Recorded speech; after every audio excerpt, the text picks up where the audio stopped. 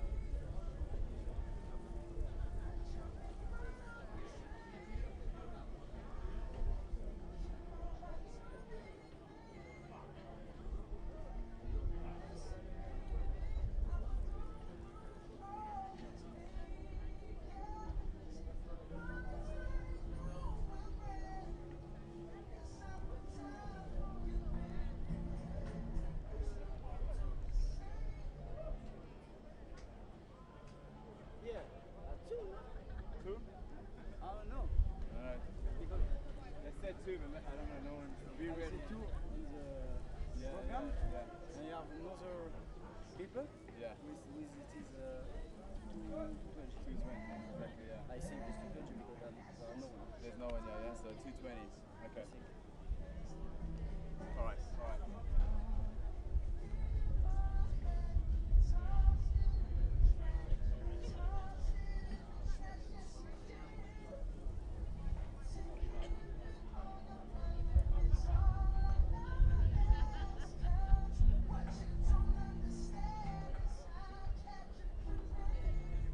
Leo, quanto manca?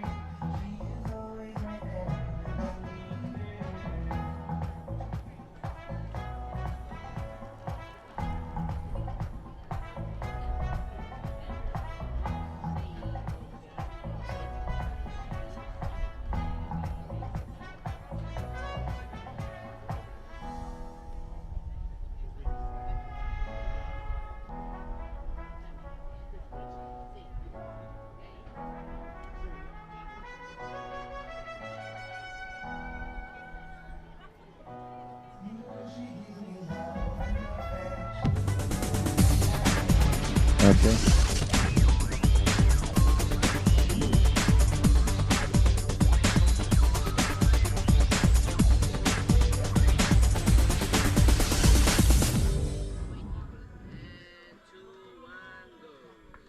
Oh, here we are.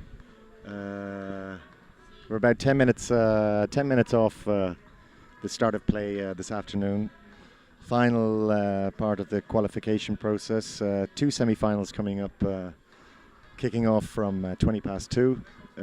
First one featuring Ovada Beach against the Pacific Islanders, and then Ipessimi from Italy against the Belgians, the Magnets. There's a lovely breeze blowing across the arena at the moment. It's seriously hot out there. We're going to go and show you a couple of little things, and then we'll come back to you.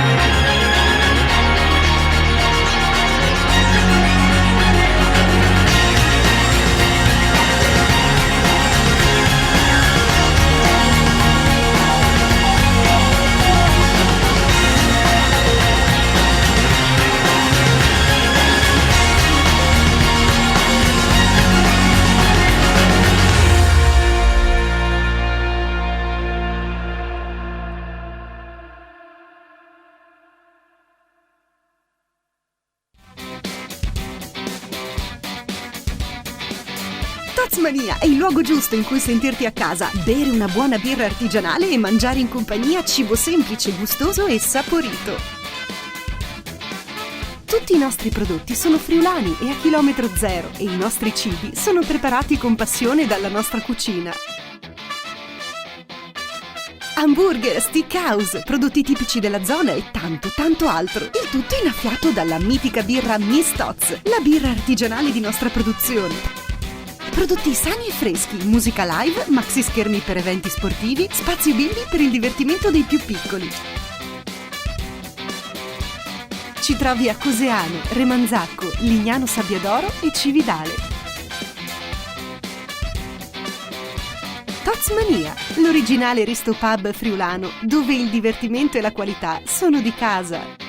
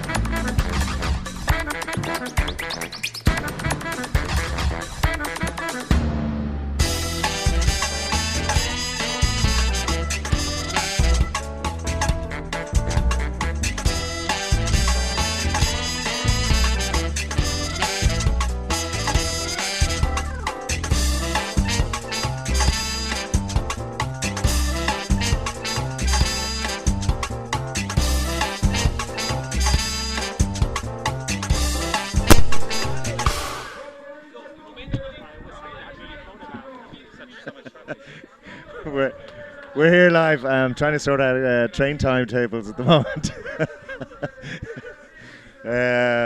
Because our young Irish friend here, Finn, has to something surprising has cropped up, and he will be having to leave us and heading to Venice reasonably shortly. Anyway, we're back. It's the afternoon session. The first of the two semi-finals is coming up within the next 5-6 minutes. It will feature Ovale Beach Marseille and the Pacific Islanders, hotly anticipated. Basically the lineup for both semi-finals is fantastic. Great games to look forward to, so let's let the action begin. Beautiful.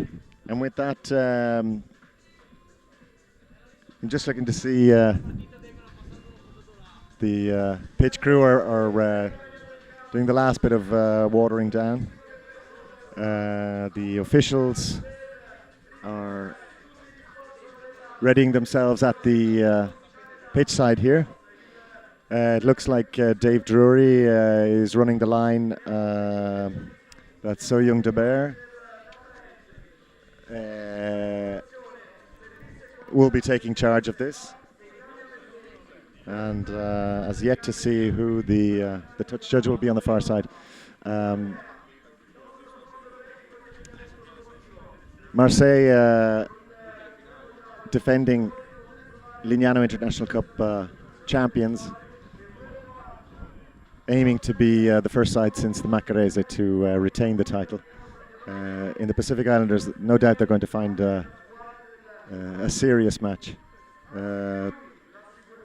Would suggest that both sides are coming into it with very few injuries, which is figuring quite a bit. Some of the teams have through yesterday's play and this morning, small niggles and things like that result in players not being able to endure the 10 minutes under the searing heat here.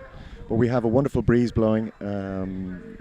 Shortly you will probably get a shot of the stand on the far side, and the flags are flying high. We see the guys doing some paragliding out there off the sea. The beach is full. It's hot.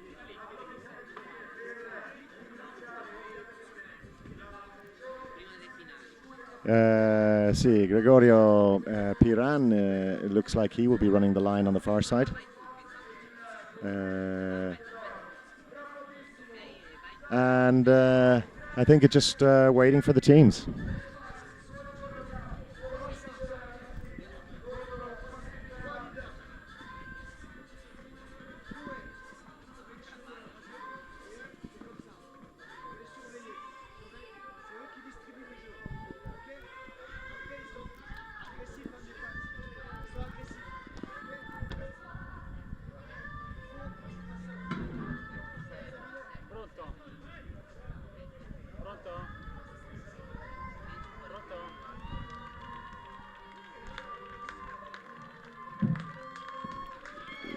And here are the teams entering the arena for the first of our semi-finals. Defending champions Valley Beach Marseille against the Pacific Islanders.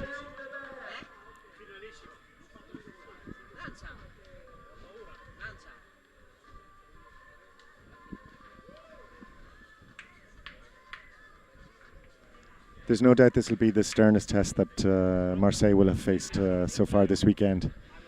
They're looking incredibly fresh, very relaxed.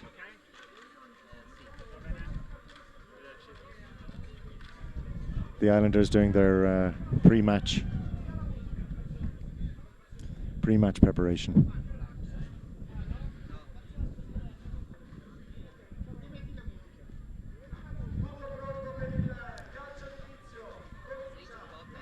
Refereeing the first semi-final,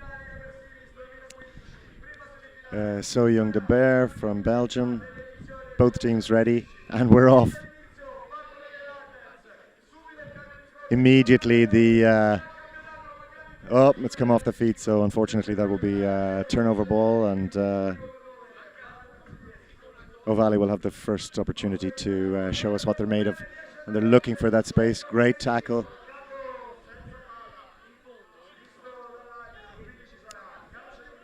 Player tackled off the ball, and so again Marseille retain possession.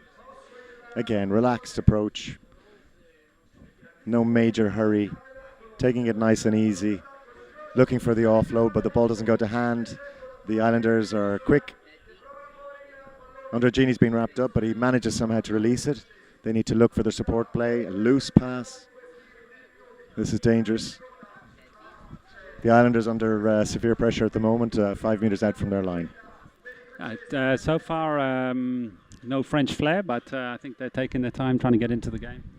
Yeah, no, they're absolutely. They're doing a little bit of, let's say, shadow showing. And this is Carriere. You can see that they're coming under a bit of pressure. This is the first time we've seen. It's the first time that Marseille will have played a team with the power and pace and skill of the Islanders. And look how they're managing to stay. But it's the loose ball. It's the loose ball that they're looking for. Unfortunately, it's gone forward. Right on the halfway line. The French will get the restart. The Islanders have the defense lined. Again, easy approach, quick change of direction, space out wide, and with that kind of speed. 1-0 to Marseille. They need to tighten up on that defense. Watch that that kind of power play.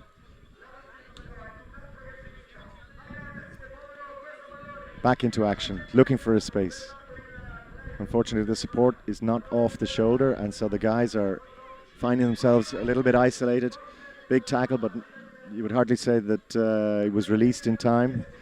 Again, great speed, finding the space on the outside, and once again in the corner. And Marseille have picked up two pretty quick scores.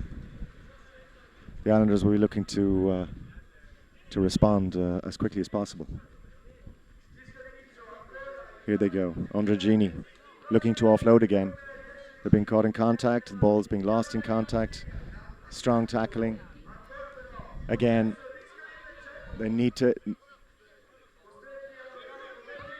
It's total commitment. Ball's gone forward. It's in favour of the Islanders. From this distance, they need to be scoring. The French aren't back 5. The referee insists upon it. They take it again.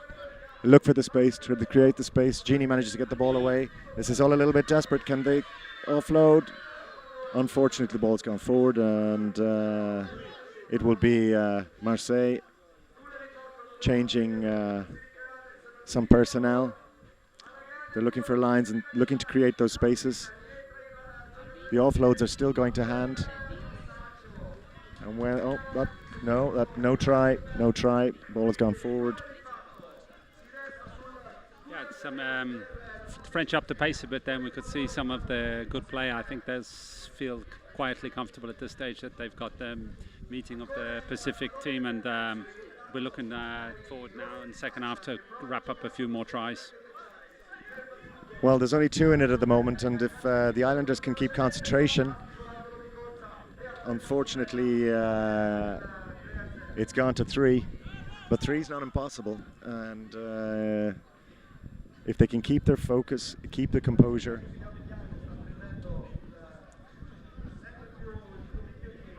we've already seen just 1 or 2 flashes of where the French are finding themselves exposed. But the difference between the two is when those offloads, when they're looking for the offload. Yes, it's a try. That's a try. That looked like a try to me.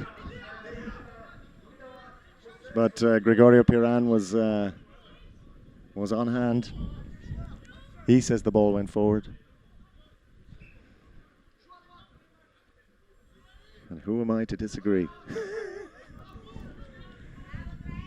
In fact, I don't understand that particular judgment, but this needs to be a touchdown. Sanguinetti wraps up the PI. Andregini under pressure, but forcing the play back in. Sanguinetti again in the mix of things.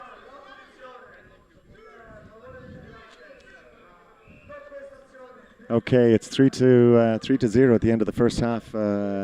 Pretty frenetic, but Marseille are not. They are not clear yet. And I think Pacific Islanders were a bit disappointed not getting that try there at the end, which would have obviously made a difference going back in at 3-1. Well, I have to say, from my vantage point, it certainly looked like the ball touched the line. Now. Hate to disagree, but to me it looked a couple of centimeters short. Okay. I was going to say I'm going to deck you. Yeah, no, you're absolutely right. Unfortunately for the Islanders, that would have made a big difference.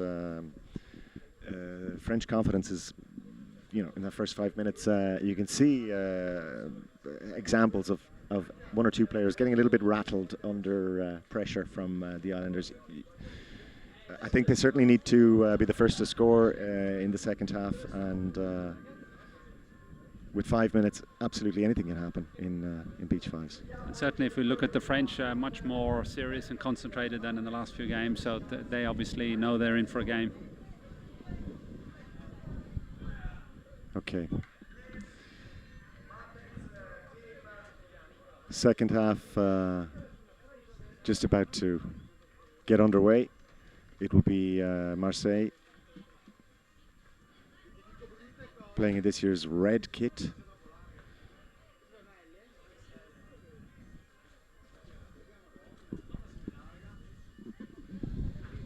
And here we go.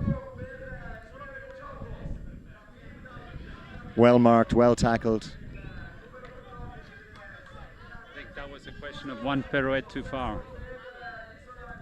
Yeah, no, he stuck to his marker. Now they've got a little bit of something here. They need to move that ball quickly. They need some runners. They need to create a little bit of distraction. The ball's gone forward. It's in French hands. They're playing an advantage here.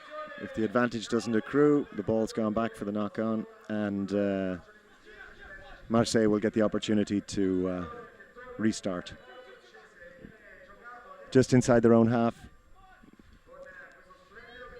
It looks like Escobar, Benoit Escobar, I think. A real master running on the sand. Just on the halfway, the game restarts. Playmaker, well stopped. They need to keep their line. They need to keep on the men, not get brought into ball watching. They need to watch these French guys and close them down. And this is great defensive. It's a knock-on. Great counterplay from, and this should be a score, and it is. They have got the first score. It's 3-1. This is a game back on. Unfortunately, level of concentration, and that's got to be one of the classic errors in beach fives. It's going to sleep after you score. That's a great individual effort. Touch judge Drury is saying man was held up. Man was held up. It will be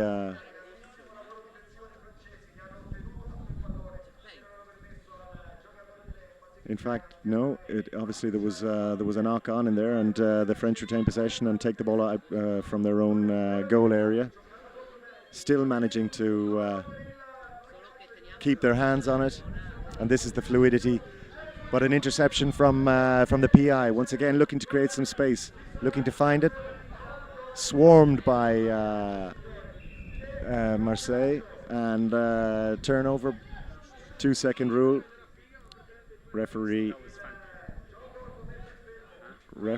is... Ben, that was fantastic breakdown work there by the French. It really was impressive rucking. Extremely fast on the counter. PI restart the game on the halfway line, looking to create that space. Unfortunately, the ball goes behind, but it's gone to ground, and that's the problem. Great tackling, fantastic play from the Islanders. They're leaving themselves a little bit exposed all over the field, and then that man, Anto, as he's done all weekend, he's adding to his fine total.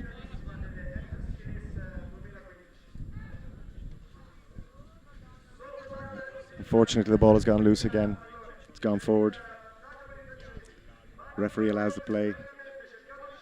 Keeping the ball in hand all the time. Sanguinetti down the line, looking to offload, is in touch. It's a PI ball. Matheson to restart. Wainga tackled into touch. The ball's gone loose, and it's in touch. PI ball. Marseille back 5, and off they go again. Looking to work their way out of their own half. The ball was ripped away. Referee has called where the mark is, requiring the players. It's actually, in fact, it is Marseille ball. From this distance, Marseille have been lethal all weekend. But the Islanders are doing everything they possibly can to press. Fantastic power and strength in the tackle. And unfortunately, again, the execution is quite clinical. It's now 6-1 for Marseille.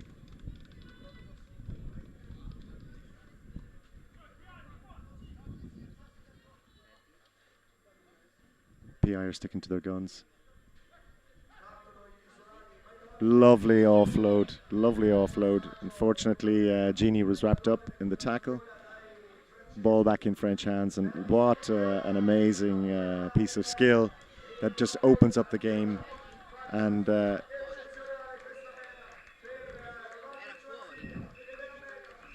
that, for all the Pacific Islanders fans, is that a comprehensive result for the French. They felt a little bit of stress and strain at the beginning under pressure from the Pacific Islanders, but the result says it all. 7-1. Pretty impressive rugby by Marseille, so I think everyone's going to be worried about meeting them again. So that's going to be, but very good rugby, fantastic discipline, waiting, taking the time, and even if Pacific Islands did wrap up some pressure on them, they pushed them back sometimes, but never enough to put them in difficulty.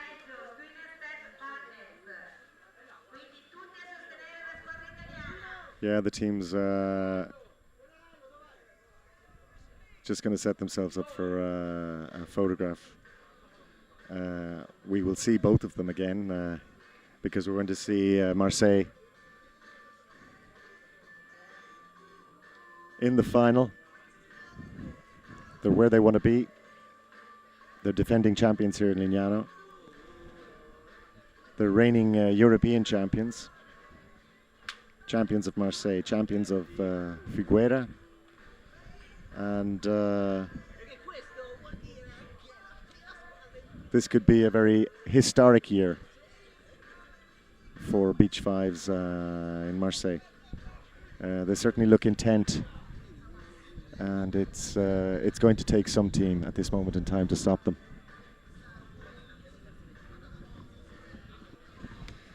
Well done to Marseille. Well done to the Pacific Islanders. We will see them later on in the 3rd and 4th place playoff. And we'll see who both teams will meet in the match that's coming up next, which is Italian champions I Pessimi, twice former champions here at Lignano. And they will be taking on the Magnets from Belgium, who this morning once again showed glimpses of their form of 2 and 3 years ago when they came here, reached the final, and ended up losing in sudden death against Padova Beach on that occasion in 2011.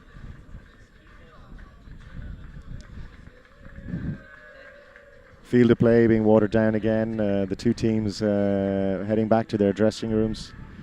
Already in the pit, we've got I Pessimi and the Ghent Magnets. All players congratulating the Pacific Islanders and Marseille for their fine performance. Into the arena, ladies and gentlemen, welcome the Tyne and Step Ghent Magnets. And in blue and white from Italy, the Italian champions. One could say quite possibly the #1 Italian team coming out of their national championships over the last 5 years, the most consistent, together with Padova Beach. But I Pessimi, you would have to say these guys are masters from Southern Europe. But if there are masters in Northern Europe, then you would have to hand that to the Magnets. Their consistency. I think we're going to see a top-notch match here. For sure, it will be the biggest challenge that the Pessimi have had all weekend. And Bram Proust gets the game underway. Unfortunately, ball's gone forward, gone loose. The Magnets looking to keep a tight line of defence, looking to stop but the try has been given. No foot in touch, so the Pessimi taking a very early lead. I don't think we would have expected that so quick, but the Pessimi whipped the ball out to left and right and then created the overlap on the outside, so good play. Well, you can see it was one mistake, one drop ball, and recovered by Pessimi, and in the same way that the French have been doing. Turnover ball. So Pessimi just inside their own half, looking to take field position, create the space. Great tackling, but they're coming in waves, and that's the kind of support play that at this stage with a 2-0 lead, if they continue that sort of form, it's the sort of form that will get you into the final. Yeah, I mean, it's a contrast of style with Marseille, much less flair, but very solid, always taking the right options, making the big plays. So I think it's going to be a probable final, which we predicted yesterday, but I think it'll be two contrasting styles will make it for an interesting game. Yeah, the ball is, the Magnets are on the attack there, but unfortunately the ball was lost forward in the play, and the Pessimi will have the opportunity to restart from just about 5 metres. 5 metres outside their own goal area.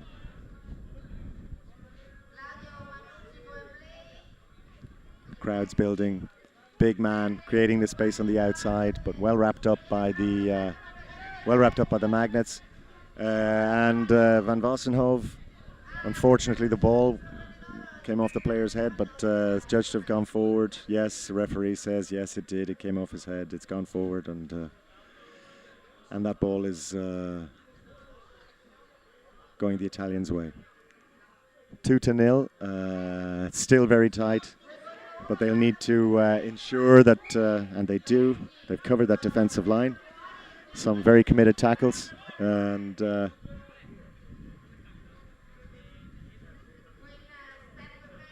still looking at 2-0, and the restart coming from the Magnets.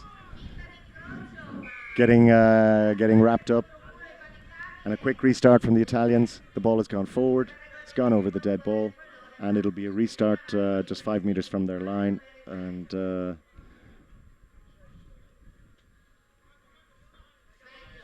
Magnets looking to play this ball out, looking for a nice little offload. Backwards and forwards across, looking to create that space. It's a little bit frantic. Unfortunately, the ball has come off an Italian hand, gone backwards. It's come off a foot. It's come off a hand, but the Italians still have it. And from that, I'm not sure if the whistle should have gone there at some point, because I'm pretty sure it came off an Italian foot along the way. However, we're looking at 3-0 at the moment. In the same way that the Islanders found themselves 3 down to Marseille. For sure, the Magnets are going to have to be the next to score. If this goes to 4, it could well indeed be a bridge too far. In touch, turnover, and it's the Magnets who will.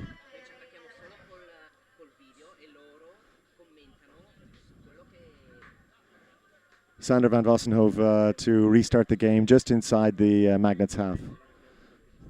Dummy run, straight into contact, choke tackle, turnover ball, and the Pessimi regain position, centre field, which allows them to set their move. And the restart. Where's the runner? Fast runner, cutting through the centre. Well held up by Van Vossenhove. They managed to get the release. Ball's gone wide, ball's gone forward. And it's out of play. The Magnets will have the opportunity. A couple of pairs of fresh legs coming on. But again, 5 metres from their own line. They're looking to play, they're looking to find some space, and that is an incredible tackle. And that is a very well worked try. Half-time, following the same pattern of the first semi-final. It's 3-1. I would say that it's 3-1. I think it's 3-1, 3-1. I think that's 3-1. We're just our scoreboard man here's gone a little bit trigger happy.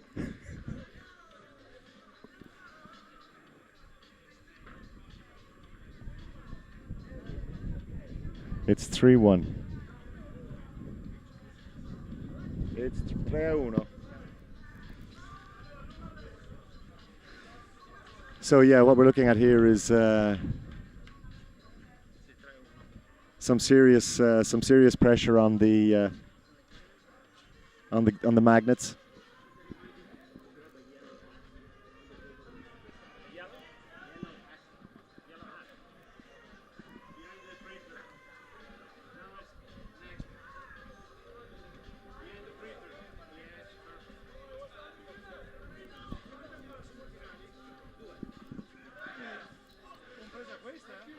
Okay. So they're coming back into the field of play. It's 3-1 to the Pessimi. It's not an impossible mountain to climb. Once again, the Magnets will be looking to score next. If they can get it back to 3-2 and keep that pressure on, there might well be some chance. But at this moment in time, it seems when the Pessimi need it, they have the runners, they have the ball's gone forward in that. And this is what the Magnets are looking for. To create a little bit of tension in their opponent's play. A couple of lost balls, but they need to be able to execute their own play. That ball's gone forward. No advantage gained, and the referee just warning the Pessimi that seemed to be a deliberate slap down.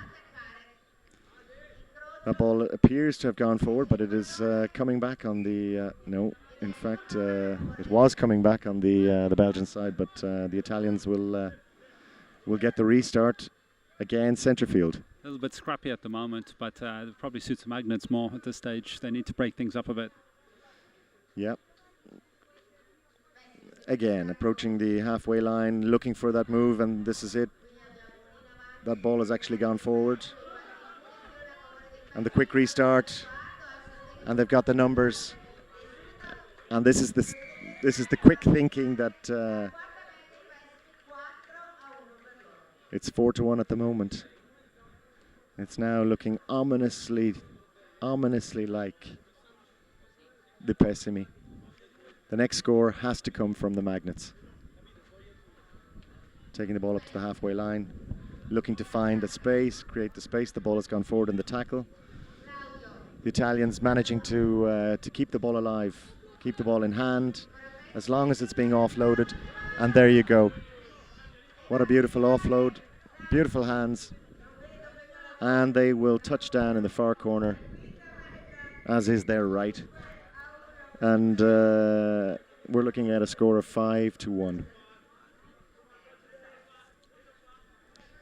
At this moment in time, you would have to say that they have one hell of a mountain to climb. Bram Proust is wrapped up on the halfway line. Turnover ball. The Italians looking quite composed at this stage. Yeah, they look fairly comfortable that they've got the beating of the team, so they're taking it, playing their game, not going for over elaborate options, and just taking the scores when they come. Yeah. That ball's gone forward. He's also bringing the attention to the Magnets players that got to be careful with these attempted interceptions. Lovely creation of space. Attempted to force him into touch, but in fact the Italians know all those tricks. He stayed high and kept his balance. 6-1.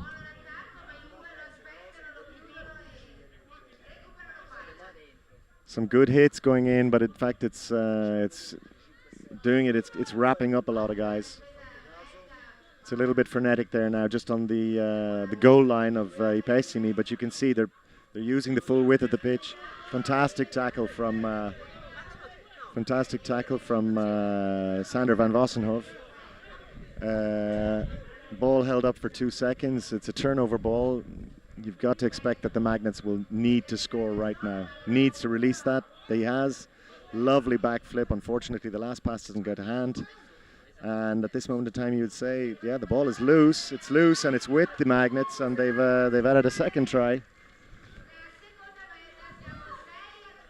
It's 6-2. That shoulder charge there in going for the corner was probably a yellow card, I guess, huh? On the far side, on this one here, well, we don't have the benefit of the replay here at the moment, so that ball's gone forward. Magnets need to move it. No advantage gained. They will get the restart just on the halfway line, and they do, and they take it, and they're looking for the man on the outside. Pessimy looking for putting in some big tackles. The ball is loose. Pessimy are swarming. They weren't back 5 according to the referee. The Magnets will have another shot at this. It needs to be quick. The Italians are very organised. Going straight, route 1, ball's gone back. It's loose. Where's that man going? He doesn't know, unfortunately, again. They're in the corner, almost. They need the support. It's not coming. The ball is out. It's released. And what can happen here now? He's got to find the man on the outside, and they do, and it's Bram Proust. He needs to touch this ball down, and they need to get back into play. And unfortunately, that's it. 6-3. They showed some of them their self just at the end of the game. Unfortunately, the Magnets was too little, too late. Yeah, I'm not sure if that was just Pessimy easing up or Magnets coming back into the game. So, but overall, I think fair reflection of the game, and I think Pessimy will be looking forward to the final. Yeah, you would have to say that of the two finalists at this moment in time, the Pessimy, the couple of the guys look like they actually have done a little bit of work today. That kind of physical contact, it's something that they're going to have to up in terms of tempo with the French, because there's one surefire way that they will have to play against the French is right in their faces. I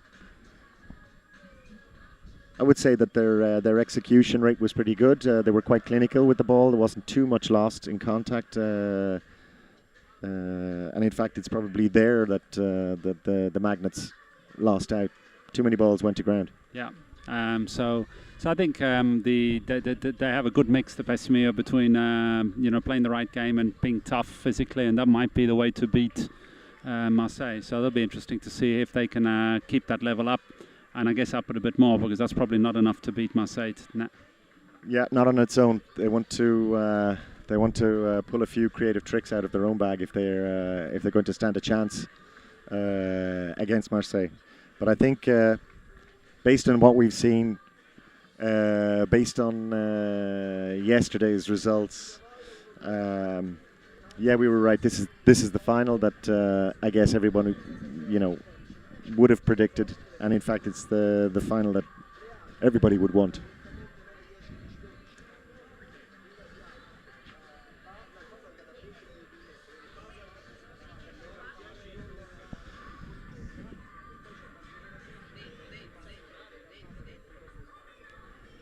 The next matchup at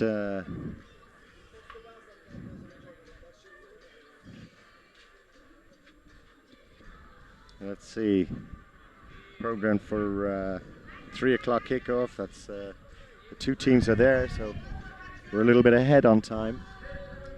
This is for Emuli against Beach Rugby USA.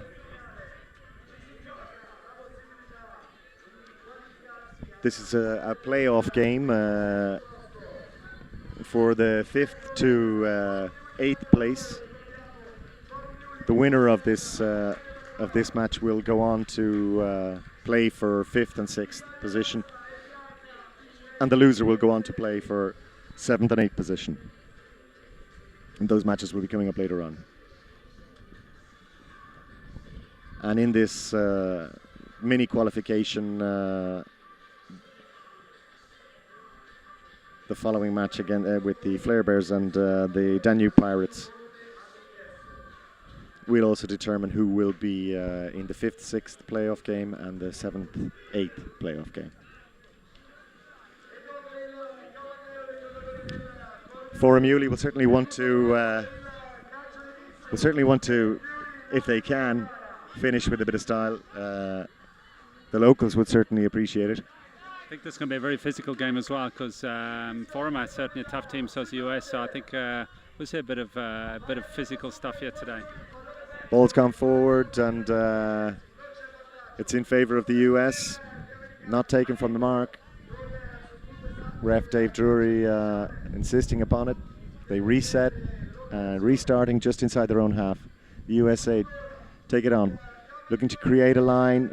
Unfortunately, it's a little bit of confusion in the back, but they still hold the ball. They're recycling it. gone to ground. Forum holding their defensive line, allowing the USA to play in front of them. And a bit of strong running, and lo and behold, it's one thing holding the man. You've got to make sure he goes down. One up to the USA. Ball's gone forward. And the Americans again on the attack, and they're looking very much the more dynamic team, and they go in for their second try in a matter of 20 seconds. The USA have in that first minute now are showing us something special. Yeah, I mean, this could be game over in a way, but I think those double score there is from a psychological and overall game point of view critical. Well, the first try was a soft try because, the man was actually in the tackle position, and Jacopo Munaro, once again, keeping Forum in it. He's their top scorer in the stats, and again, they're relying on him. They're lucky to have him. Great player. Again, the Americans trying to keep the ball as much in hand. Tackler not rolling away, and that therefore gives the restart to the Americans just on the halfway line.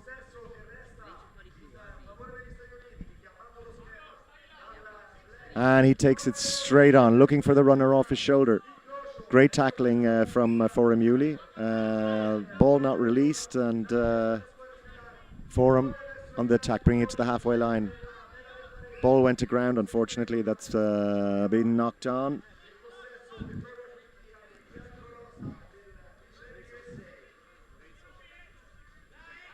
And the Americans once again restart just inside the Forum half. Slowly, patiently taking the ball one side to the other, keeping the ball in hand, creating the space and strong running, looking for the offload, getting it. Some big tackles going in, but unfortunately the tackler tackled but didn't roll away. The restart stays with the Americans. They're about 9 meters out. They're looking for the line. There's a sole runner. There's support off his shoulder. Unfortunately, it looks like...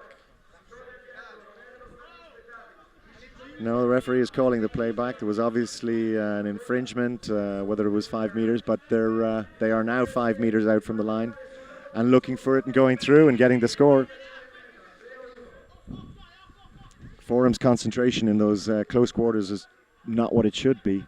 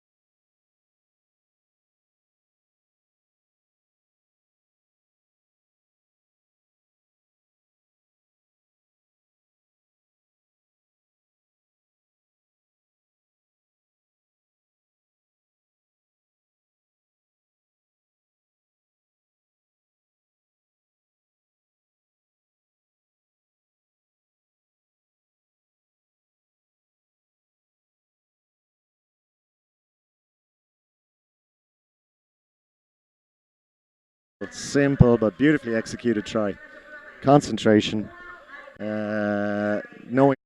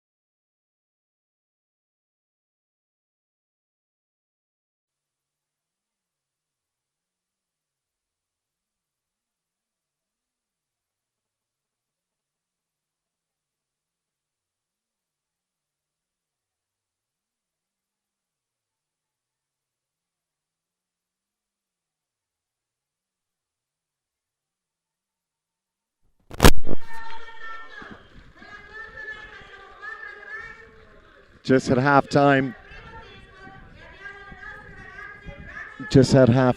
And the Flare Bears have snuck a final score to take them into the break at 4-3. concentration at this stage is crucial. The Pirates definitely have found themselves with a serious challenge on their hands. Yesterday they took victory over the same opponents, over the Bears, by 2 tries. They seem to be in a comfortable position there in the opening 2 minutes of the half, but the Flare Bears have found their range, and as I say, have taken that lead just before halftime, 4-3. Second half is going to be a significant one. The Dragon Ladies once again resplendent.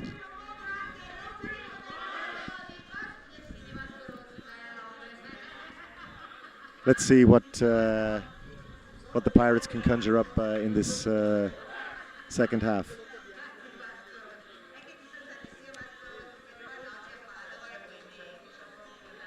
As it stands at the moment, they're down to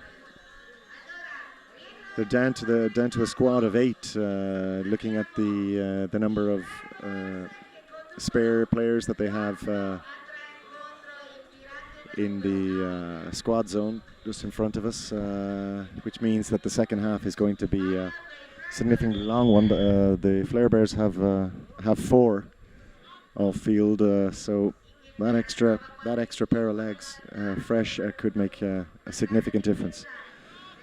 And again, the rugby playing skills, Gents Bear doing absolutely everything to keep the game alive, and Chris looking for an offload and getting it, and they've all of a sudden, within 30 seconds of normal play, either side of the half time, they have gone all the way, and the Pirates, though, in fact, they've responded. It's 5-4.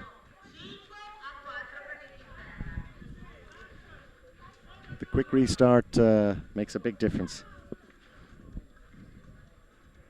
It requires serious concentration, but there we go. We're back in play, and the Flare Bears carving open the Pirates' defence in the middle. They're looking to approach the halfway. Somehow, though, they're being crowded back into their own half. They're going backwards. Ball brought back over their own line. The ball's being knocked on, spilled forward. This gives the Pirates field position just 3-4 meters short of the English line. This is a big man play. He's taken it in. The offload wasn't gathered. The ball's gone loose. It's all a little bit messy. It's opened up, and the ref is saying play on. And soft enough. The Pirates will be delighted that they're back in the game. Now, the thing is you can't actually run from your own goal line.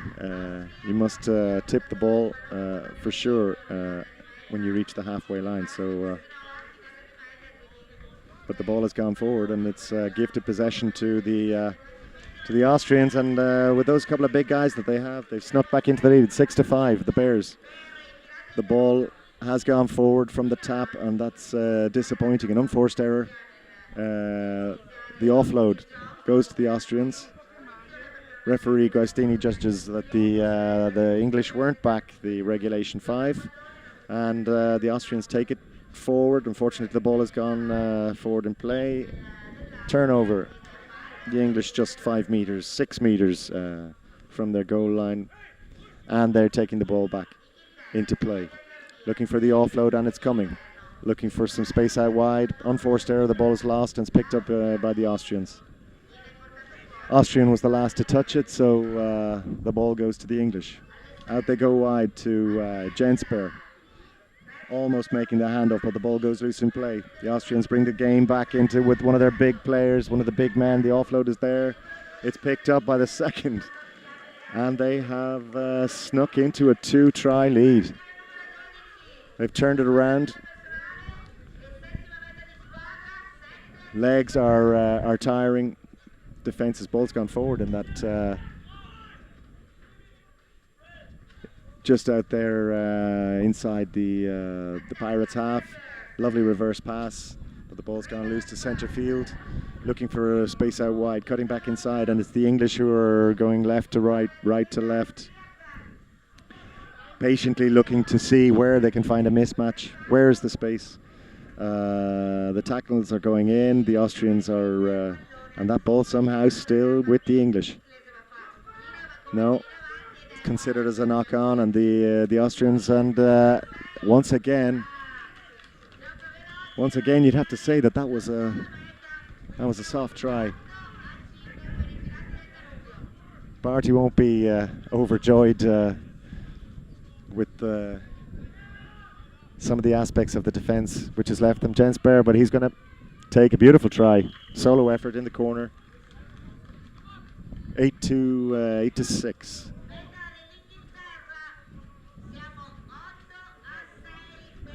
There's still some time left, one would think,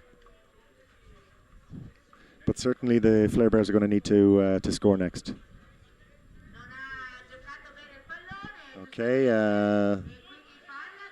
that's an unforced error from the Austrians, which is gifted possession back to the English, and they are working their way through midfield. But the Austrian defence is holding reasonably firm. They're frustrating the English. The ball has gone back in the tackle.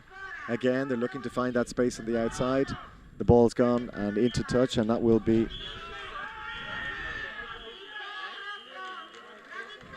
The Austrians are absolutely delighted. That was a spirited performance from both teams. 2 tries separated them yesterday, and it's the same again today. For one moment there, before half-time, it looked every bit like the Bears were actually going to get the upper hand and take some revenge on the result from yesterday. But in fact, the Pirates held their composure and have run out winners. They will go on to face Forum Uli in the 5th-6 playoff match, and the Bears 7th-8th playoff against the USA Beach 5's.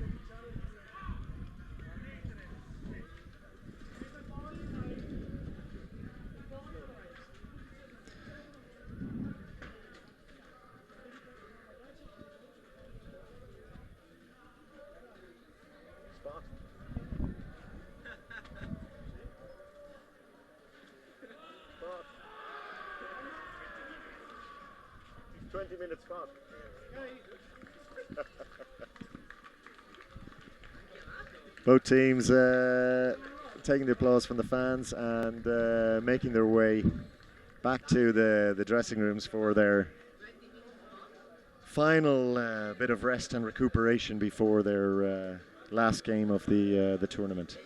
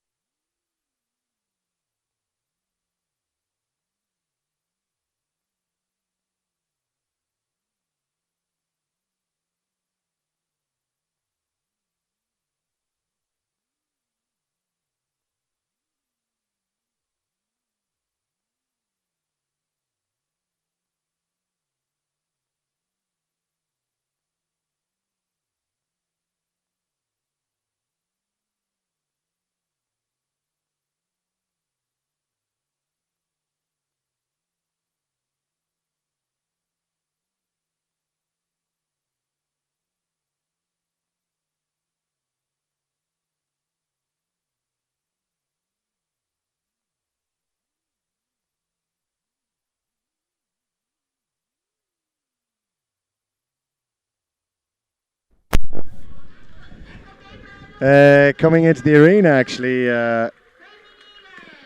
allowing the teams their the tournament teams their last brief respite before we launch into the final playoffs for all the positions down to the final, which will take place at 5:20. 17:20 Central European time. We're going to have a display of beach 5's featuring two teams of under 14s girls. Forum Uli selection sporting the yellow and black jerseys, and Villa Orba in the white with dark navy shorts.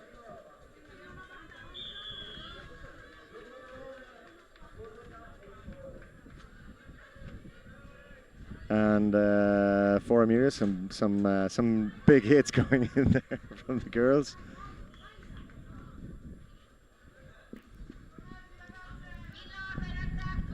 Unforced error. Ball goes loose, looking for the offload. Recovering possession, recycling. Driving forward, but ball lost in the tackle, and Forum Uli looking to again recycle that ball. But the ball has gone forward, and Villa Orba in possession. And again, unfortunately, the pass not going to hand. And Forum Uli not back the 5 meters, and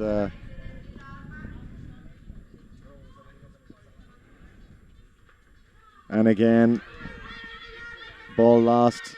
First try, Villa Orba, 1-0.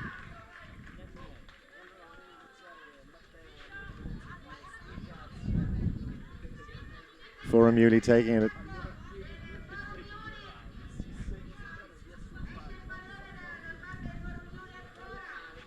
As I say, this is really a demonstration match. It's actually the first time that ladies teams have played here in Lignano, and it's part of an initiative in the region in Friuli to develop the sport of rugby amongst girls and ladies rugby. Fortunately, there's been I think a clash of heads or something there.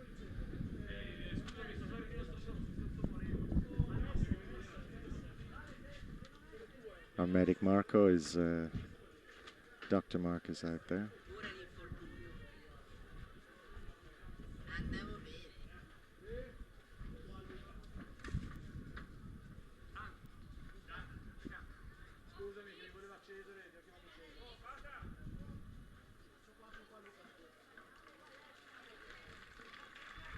And yes, she's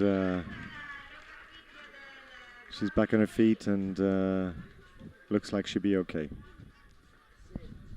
Good to see. Villa Orba under pressure, and Forum Uli under 14s have leveled the score.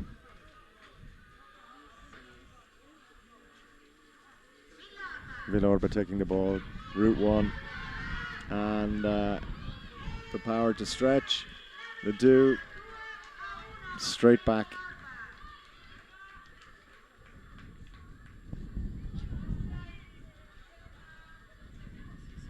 Unfortunately, that tap didn't quite work out, and the referee brings the play back, asking them to take it again. Nice touch, Questini. Looking for support. Unfortunately, ball not going to hand. Villa Orba seem to be able to tidy the play quite well.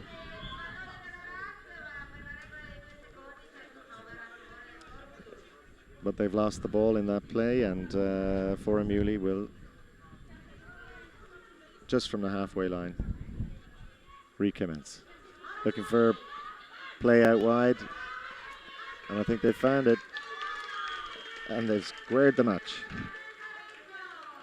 2 tries apiece.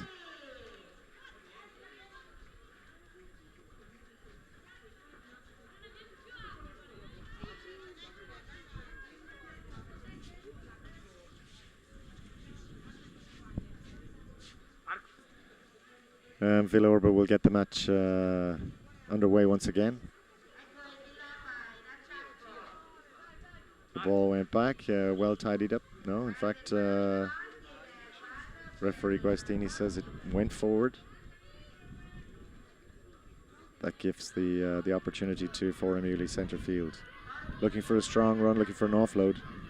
You would have to say that ball went forward, and it did. Referee brings the play back. And that's the end of first half, and it's nicely poised. A 2-2.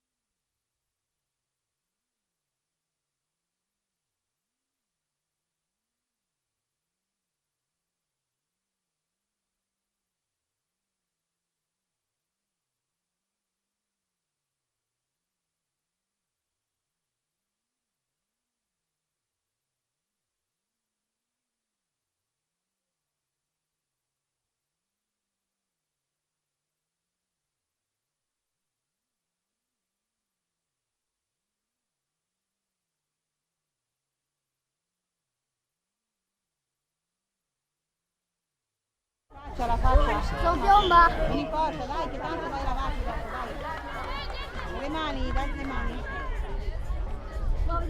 Aspettare!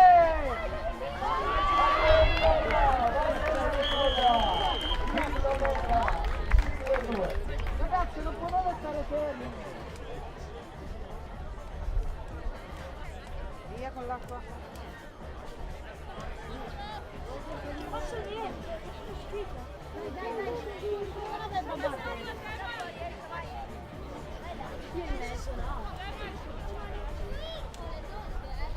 Le gambe, per favore le gambe.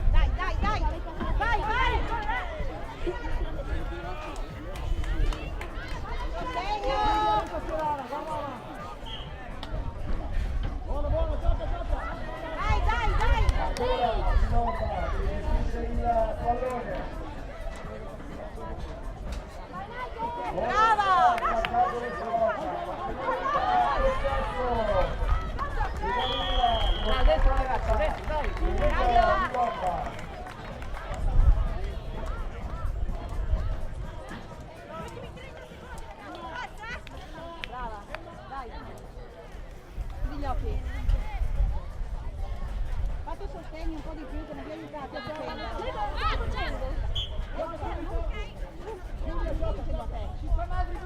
Forum Uli beginning to feel the heat out there. Villa Orba taking control of this match. Some big hits going in, mind you. Nobody in the Forum Uli side is stepping back. But it seems that that ball's gone forward. Referee says it's okay. It's because it's gone into the hands of Forum Uli. They found a space and they pulled one back.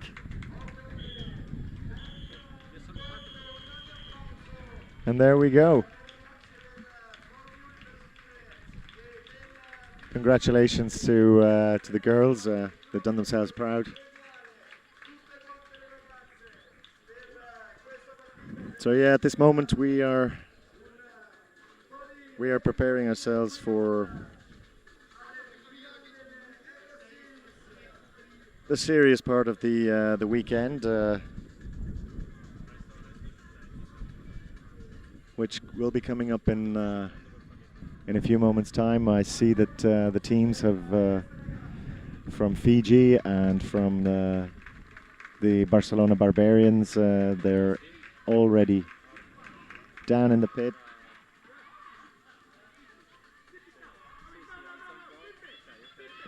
The under-14s signing off.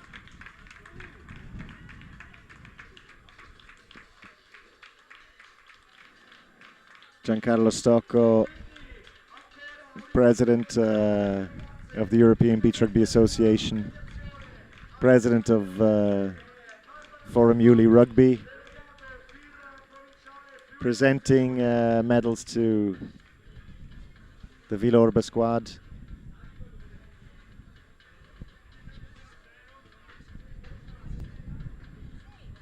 I think that might also be Barbara Strasoldo that's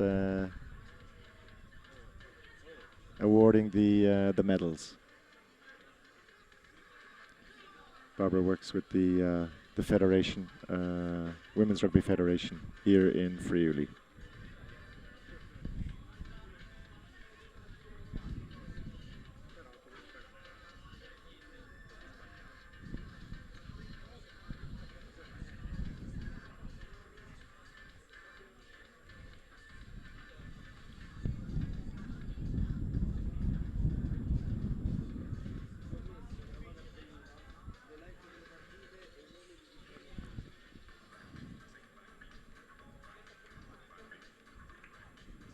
And it's true sporting fashion. Everyone who participates gets to take home a memory of this historic moment for them.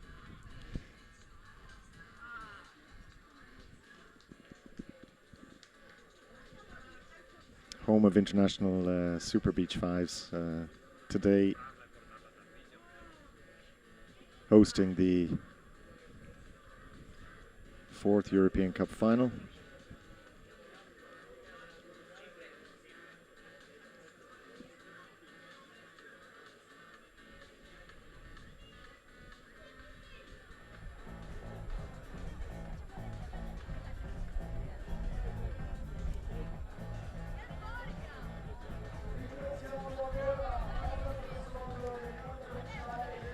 DJ Barbara Strasoldo was presenting the medals.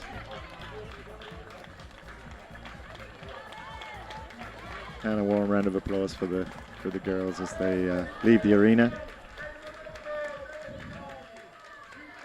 And the first of our final classification matches is very shortly about to get underway, and it will feature Fiji, the Fiji Warriors, against the Barbarians from Barcelona in Spain. Both teams might well have expected themselves to be fighting it out for some of the some positions higher in the classification, but not to be this year. One lives and one learns, as we say here.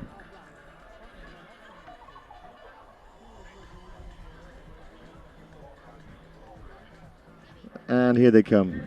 Two squads entering the arena. White with dark trunks are the Barbarians. All black are the squad from Fiji.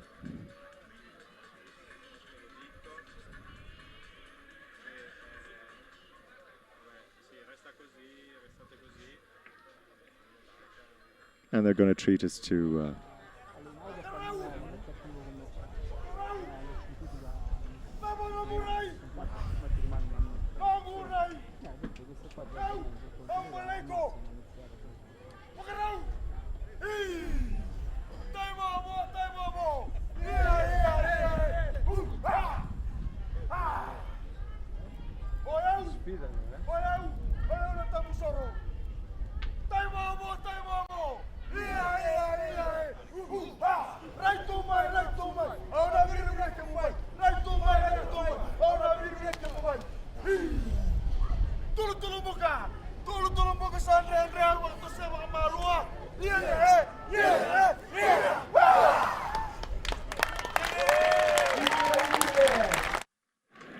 yeah. It's always nice to have a bit of the island culture. Once a year, here in Lignano. No place like it.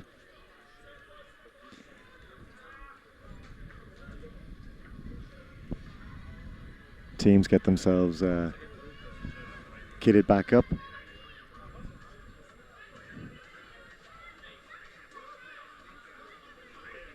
It'll be an interesting, it's an interesting pairing here from what we've seen. As I say, both squads probably haven't reached the potential that they believed was within their panel. Let's see.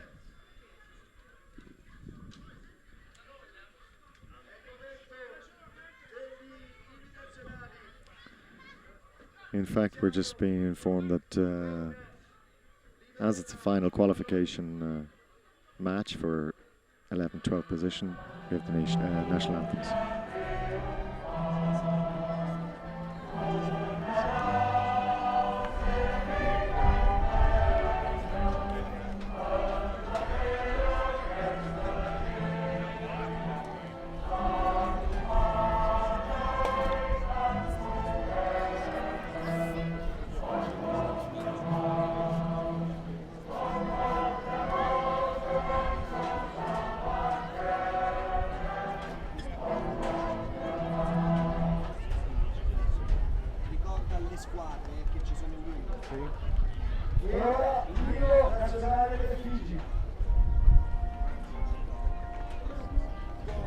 Serve la situazione delle squadre.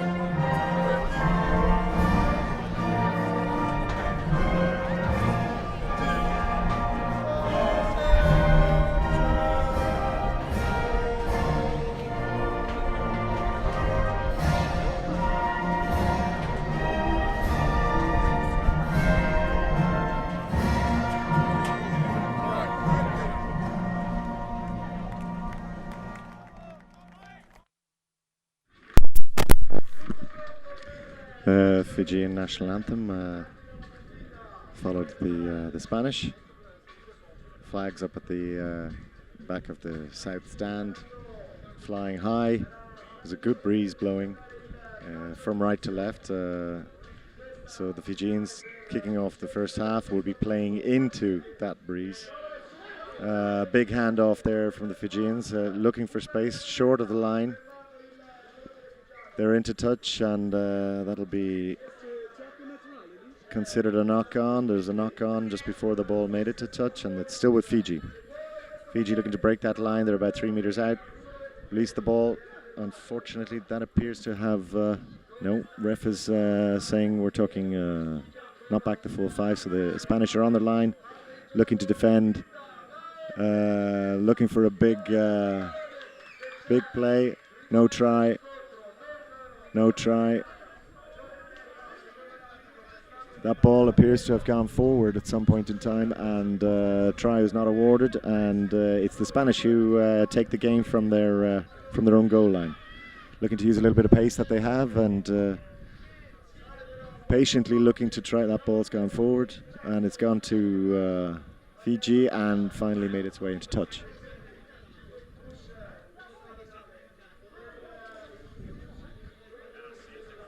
So Fiji will have the restart from centre field, about 5 meters out, coming on a crash ball.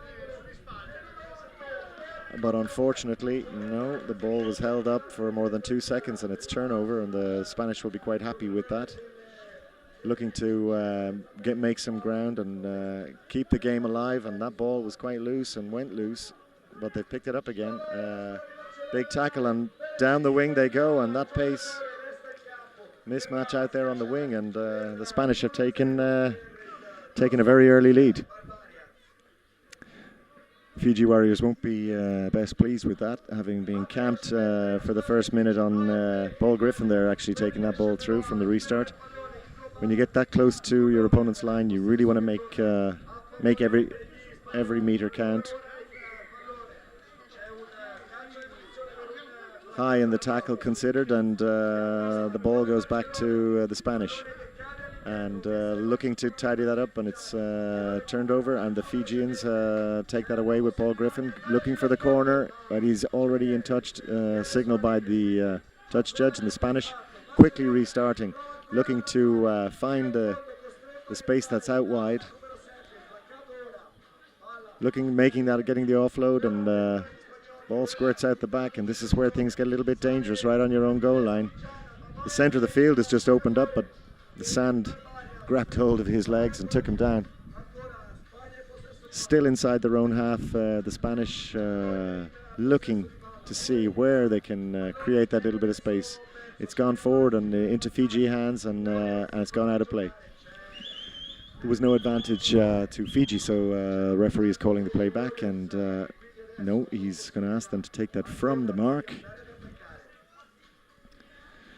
So just about 10 meters outside the Spanish line, and Griffin, in true style, draws the man and had the support just on the outside, and that squares the game up at 1-1. Again, the Spanish kind of looking to stay out of the contact area, keeping the ball alive, keeping it moving. And eventually, Barcelona's number 7, strong runner on the sand, takes them back into a lead of 2-1.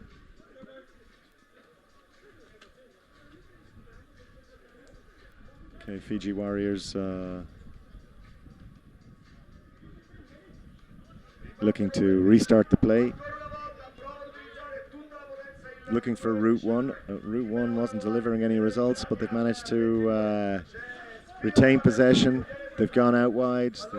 A loose ball that's gone through centre field, and powerful legs of the Fiji runners, but unfortunately a ball's gone loose and it's gone into Spanish hands and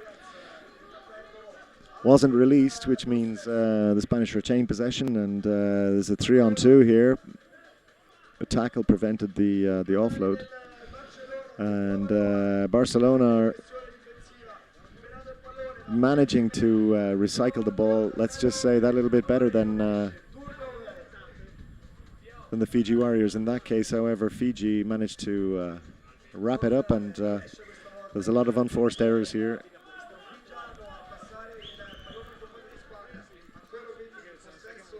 A lot of balls easily going to ground. Players are tired, there's no doubt about it.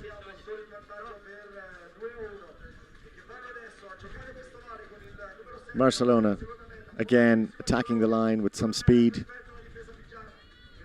Going out towards the outside. They have the support runners, but unfortunately the ball doesn't go to hand. And now you have a mismatch, and that is as soft as a score would go. Unfortunately, Fiji didn't have their defensive line set up. The end of first half, we're looking at a score of 3-1 for the Barbarians. Winner of this match will secure 11th position. The runner-up will secure 12th position. Coming into the arena now, we have the Dragon Ladies again.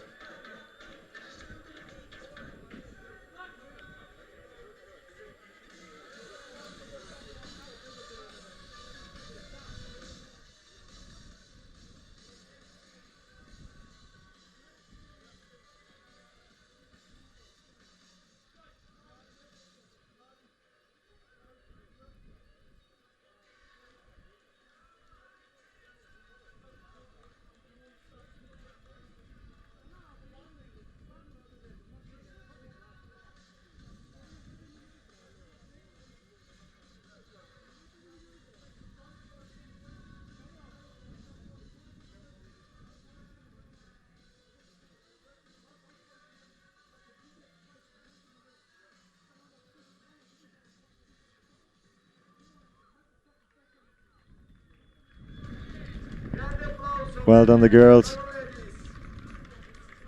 Nice routine.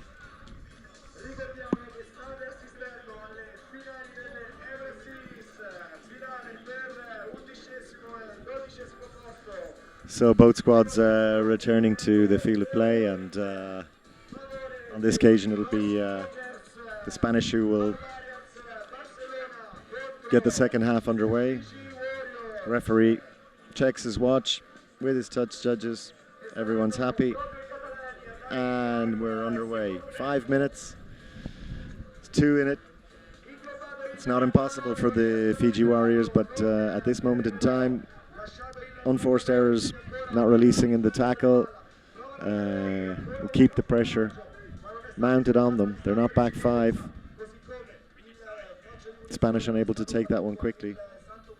The referee insisting upon the 5 meters for the Fijians to return, and unfortunately that little move didn't work out at first, but stuck with it, and they've edged out 4-1.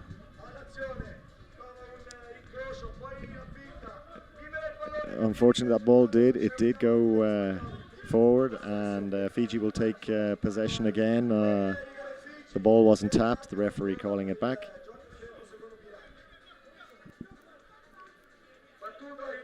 And Fiji making the way forward, looking for a little bit, and it's Paul Griffin who takes the try in the corner. It's 4-2. They need a little bit of magic from Griffin. He's keeping them in this match. He's going off for a short break. Again, the Barbarians are coming with more potency in the attack. That ball has gone forward, and the ref is calling it back. It'll be a turnover, and Fiji will have the opportunity to run back into the Spanish half, and they do. Well held.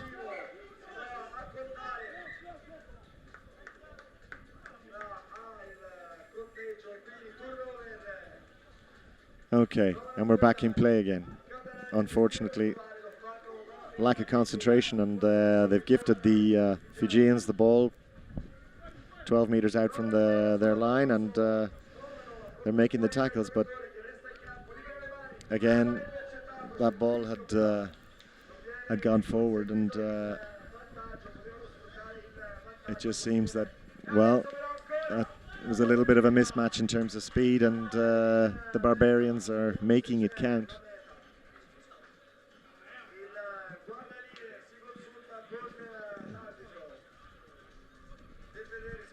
Officials questioning whether or not, and yes, the try has been awarded, so it means they've moved out 5-2.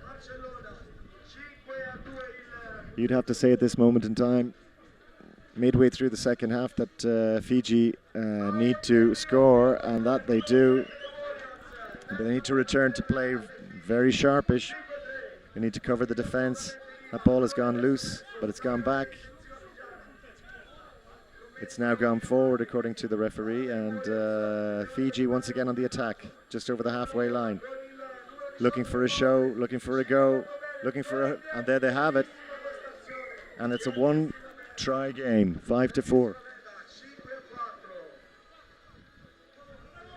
But they literally have to do it all over again.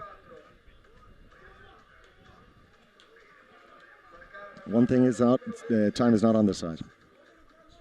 Lovely, lovely flip pass. Unfortunately, didn't go to hand.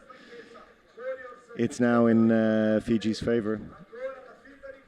They're moving the ball wide left, but they've lost it in the contact, and that ball's gone into touch. It's a Spanish ball, about 10 metres or so from the Fijian line. Unfortunately, took his eye off the ball, and it's gone forward.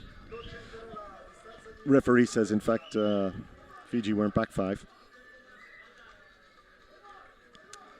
Calling the Spanish to the mark.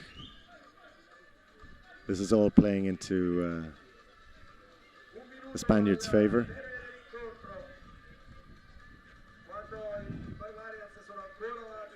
And they restart the game. Looking for a mismatch, and creates the space for himself, and that's it. Yeah, he's taking another score.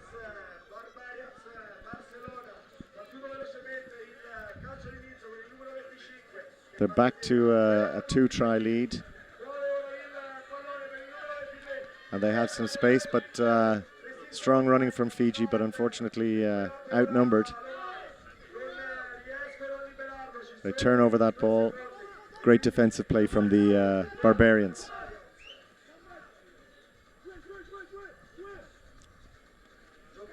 Playing out of their own half.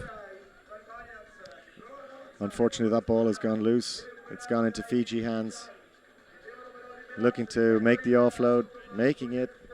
It's gone into open play, and it's a 2-on-1 situation, but unfortunately, the ball's gone forward in play. No advantage accruing to Fiji, and so the referee has called it back. That was a serious opportunity for the Fijians. They're now about 10 metres, just beyond 10 metres from the... but unfortunately, the ball has broken loose. Paul Griffin making a fantastic, he is holding. Fantastic play from Paul Griffin. But that's a little too late. It's the Barbarians who will take home 11th place. And Fiji Warriors who will end up in 12th in the classification. It's the first time for both teams to come to Lignano, and I think by the end of the weekend they'll understand what it means to play here and how you have to play here to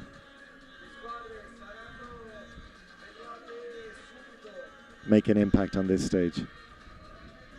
But they'll have learned well. It's a hard lesson, but they'll have learned well. They certainly have enjoyed it. And we've enjoyed having them, so congratulations to all who participated.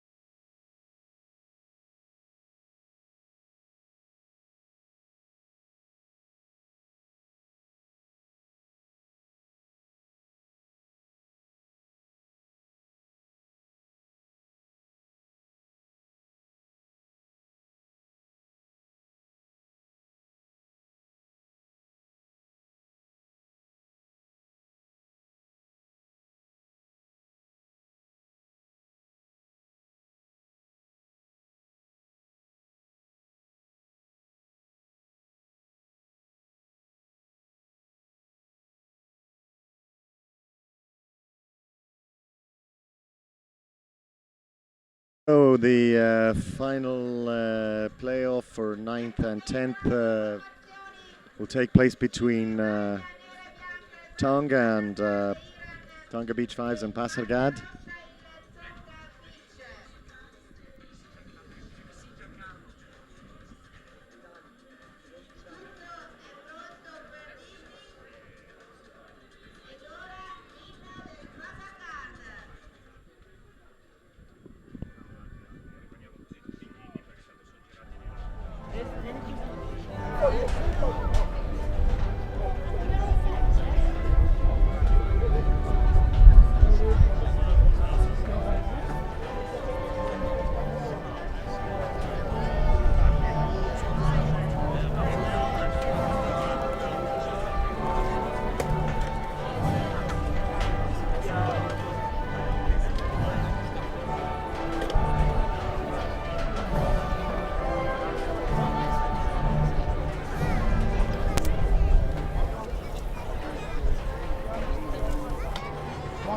Like on the fence? Yeah, here. Oh, okay. Who's grandma? That's what Jared would. Oh, okay.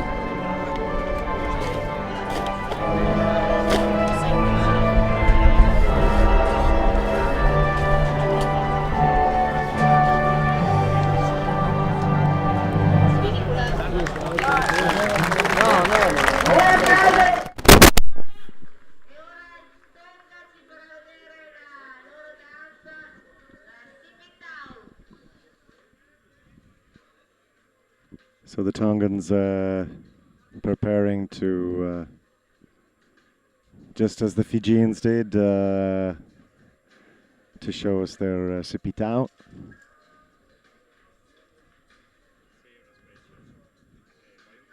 A good wind has picked up. You can probably see the flags just up above the.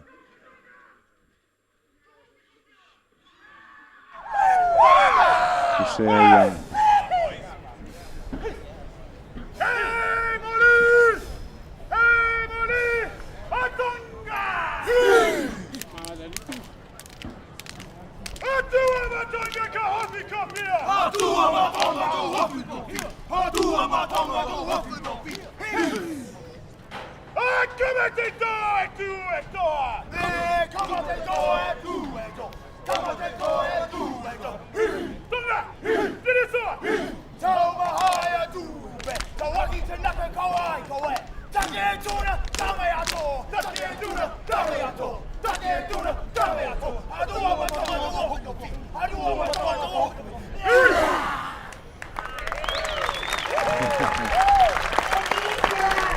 Well received by the crowd, well received by the Iranians.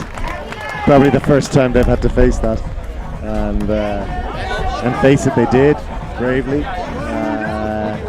They're already guaranteed their best position.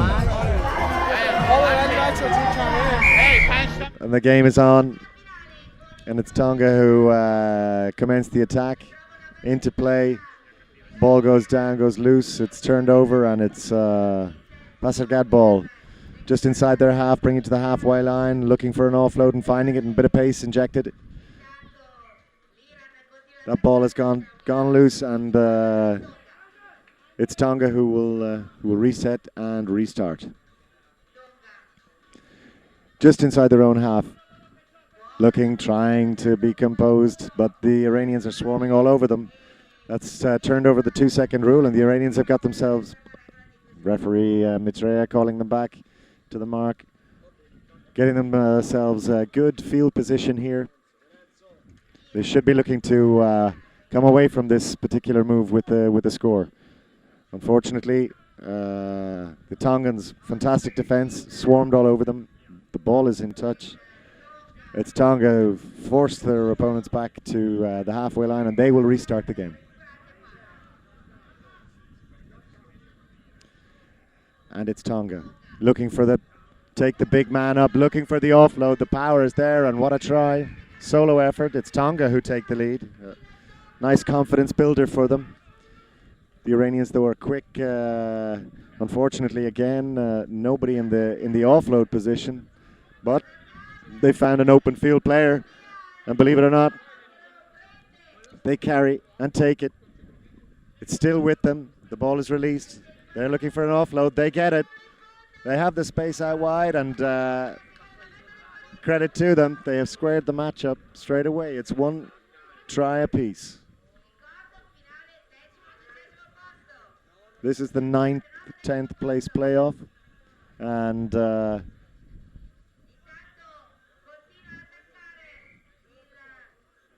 not releasing in the tackle.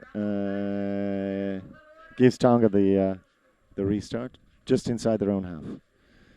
Over the halfway line, running wide, unfortunately not red. That ball close to the line.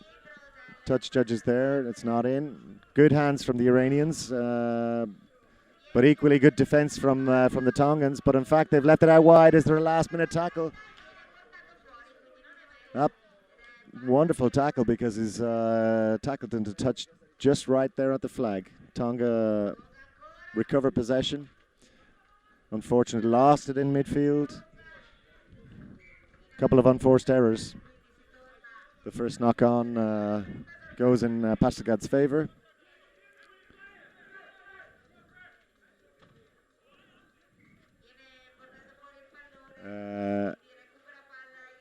Eager to get into the action. A couple of additional Pastergad players had actually edged into the field of play, but stewarded back out. It's still with Tonga. They need to remain composed, use the power that they have. Unfortunately, ball again goes to ground. Swarming over them are the Pastergad counter. Again, the ball goes wide. Taivuji. Just a moment's brief pause. The ball is held up and it's turned over, and the Iranians have learned well how to use this 2-second rule, how to tie up the players. They're controlling field position here now. It's all attack from Iran, and it's all defense from Tonga. They're finding the space. A couple of nice little offloads. Pastergad still on the attack, still on the inside, finding the space, creating it, and clinically taking the score. And they edge into a 2-1 lead.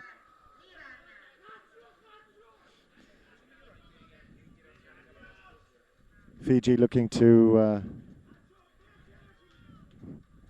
gather themselves and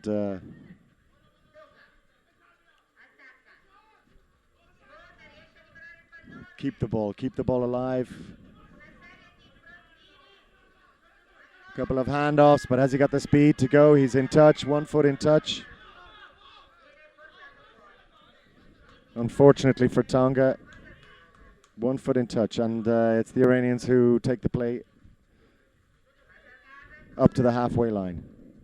Ball goes to ground. Not rolling away in the tackle, and it's the Iranians who once again retain possession. Looking at going across the field, that ball went to ground, and an unforced error. End of the first half, and it's a tight one. It's Pastergad actually who surprisingly lead at 2-1. Tonga will rue a slight lapse in concentration, which allowed them take that position. We got the Dragon Ladies back again.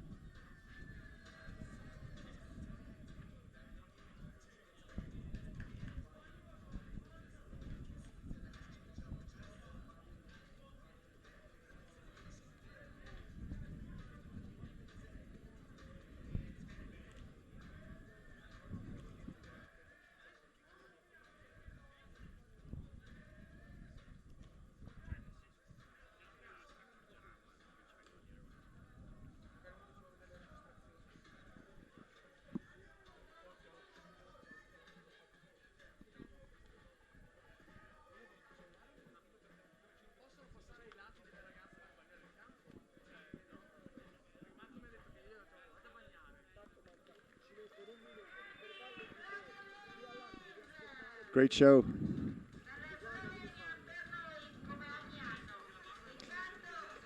Back to business for the boys from Tonga and Iran.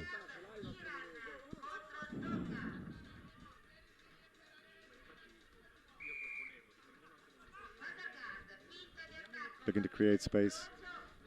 They should be looking to keep possession, hold possession. They're being wrapped up in centre field, and that's a turnover. And Tonga will be pleased about that. They've got a good central position. They're just inside the Iranian half, and they'll be looking to get a nice, neat offload, and they do. And there we have the game tied up at 2-2. That's a little bit more of what we would expect from the Tongan boys. I'm sure their fans, I'm sure the guys on the touchline as well will be pleased to see it. Ball's gone forward. They need to take advantage of these unforced errors. Because if anything, that's what the Iranian boys are doing, is letting the back into it. Big man goes over in the corner, but it looks like he's being held up. But Tonga retain the possession. Couple of meters out.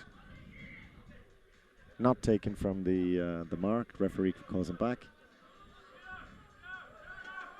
But this is a moment when they need to. And that should be. Great defense from the Iranians, and they clean up. And this could be a real, oh my goodness, yeah, and he makes the try. That's a 2-pointer if ever you, that's a 2-point turnaround if ever you've seen it. Pasargad into the lead, 3-2.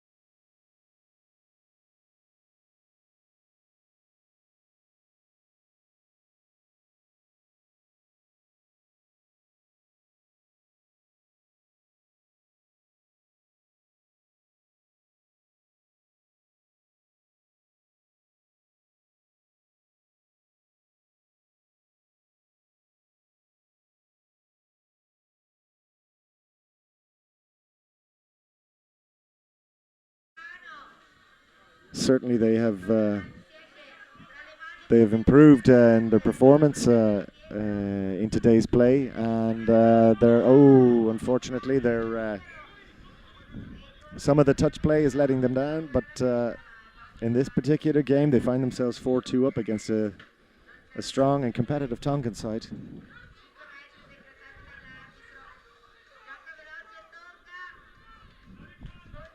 Little bit of handbags. And unfortunately, the door was left open. And Pasargad pull out a 3-try lead, 5-2. One would have to say that this is going to be deeply concerning for the Tongan boys. They've got to score the next one. And they've got to score it fast. Just short of the line. Unfortunately, and the ball went forward, and the Iranians gather possession and can play their way out. They've got a little bit more space now. They've got a little bit more time. There's less pressure on them. They're playing well. Offloading, unfortunately, again, ball's not going to hand. This is the only thing that can help favour the Tongans, but then, unfortunately, dragged into play and making a run for it. And they went for the double dive. They've obviously learned things from a few years back.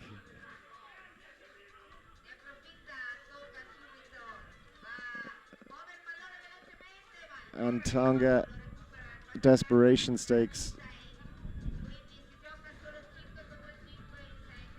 They were found to be with 6 players there at one point in that game, and were penalised as such. Tonga scored the try. It's 6-3, but one will feel the time is absolutely against the Tongans. They need to immediately score again. There is just no way that they can allow the the ball is retained, but it was considered to have gone forward. It's the Iranians who take field position just on the half, inside the Tongan half. Carry it forward on using the big man, offloading, and yeah, the ball is, and that's called good by Marish Mitreya, and Pastergad have done something that not many would have expected. And they have taken 9th position, with Tonga in 10th in the classification.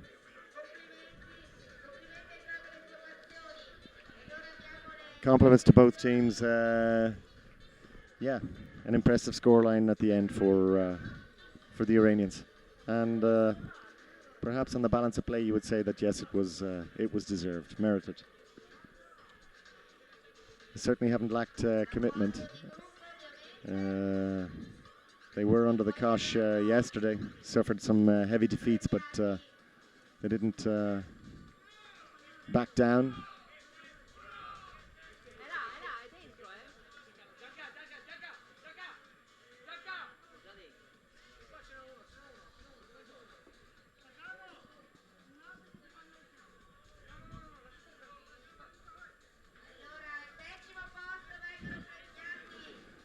And coming to accept their awards. 2 teams line up for the class of 2015 photo. Sabrina Conforti, as always, on hand to capture these moments.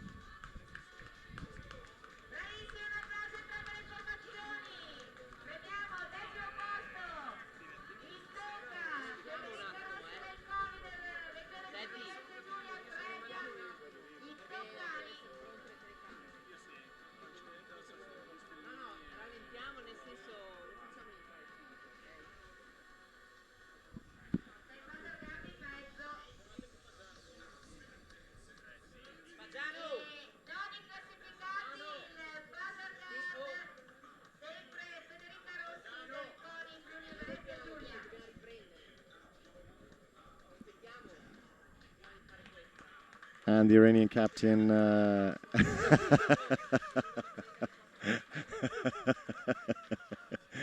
yes. The Tongans certainly haven't lost their sense of humor. Yeah, Pastergad, yeah, they can be well and truly pleased with their performance this year.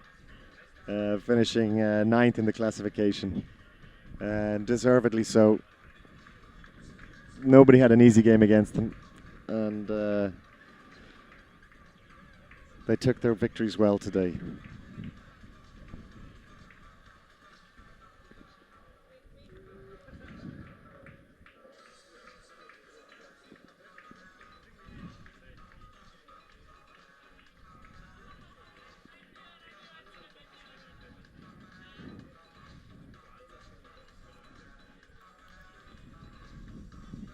Pitch crew watering down the arena in the sand in the arena, even the arena in the sand.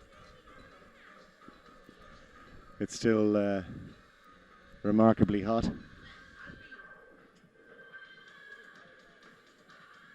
Albi, mi fai un piacere?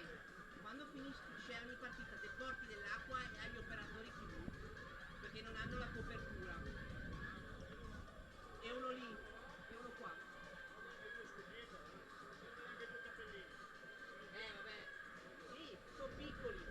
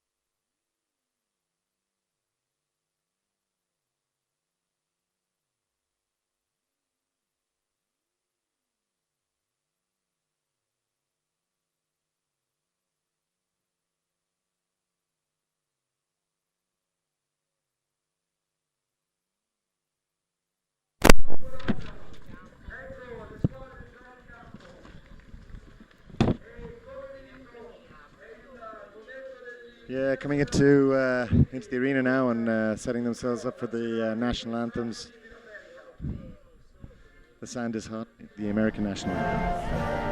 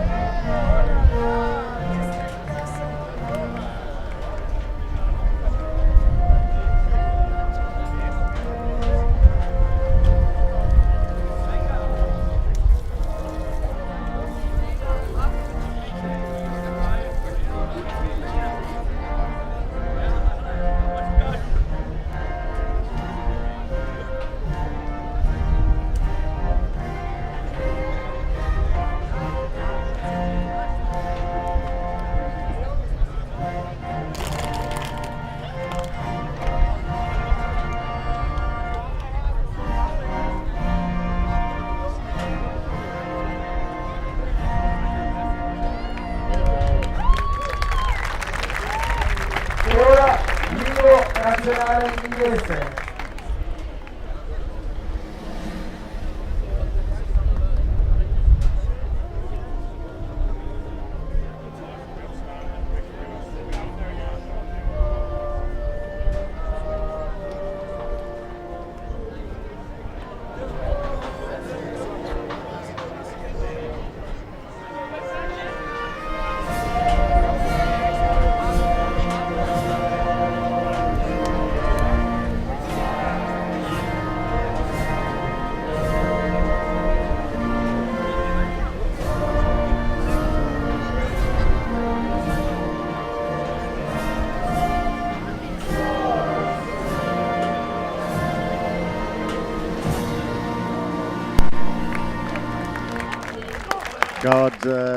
God Save a Queen, the national anthem of the English, following up the Stars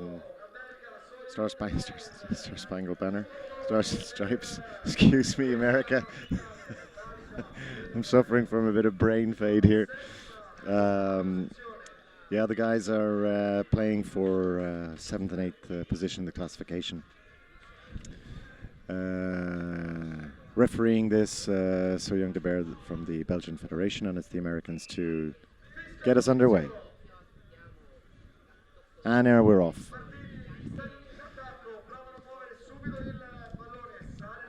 Looking to run similar lines, and the man is through. He's looking for the offload, and just recovered in time by the Flare Bears. Inside their own in-goal area. Looking for an offload, not making it. Handing position back to the Americans, 5 meters out.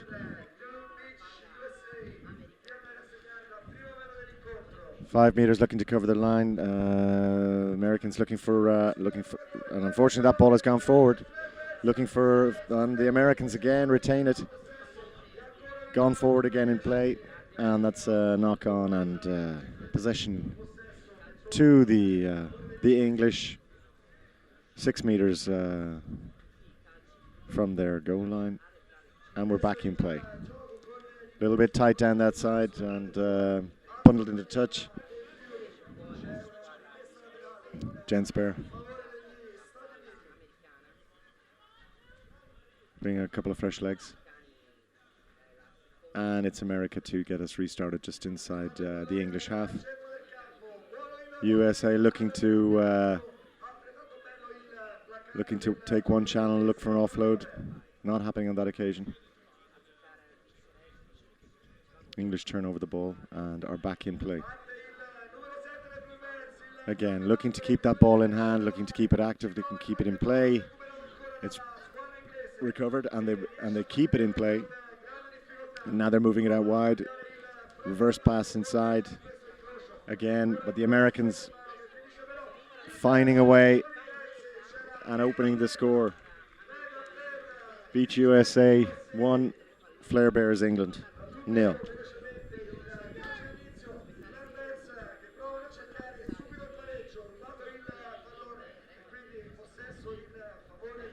The Americans retain possession and just inside their own half make their way towards the halfway line. They seem to have numbers out this side. Good recycling. Quick hands, finding the space, and unfortunately the pass let them down. At the end, that's somewhat of a let-off for the Flare Bears. After all the hard work that they did, it's a shame for the Americans that that one just didn't go to hand. Considered to be high in the tackle. The game is back underway. Good hands. Jens Bear manages the offload, cutting back inside, and the Flare Bears have squared it up 1-1.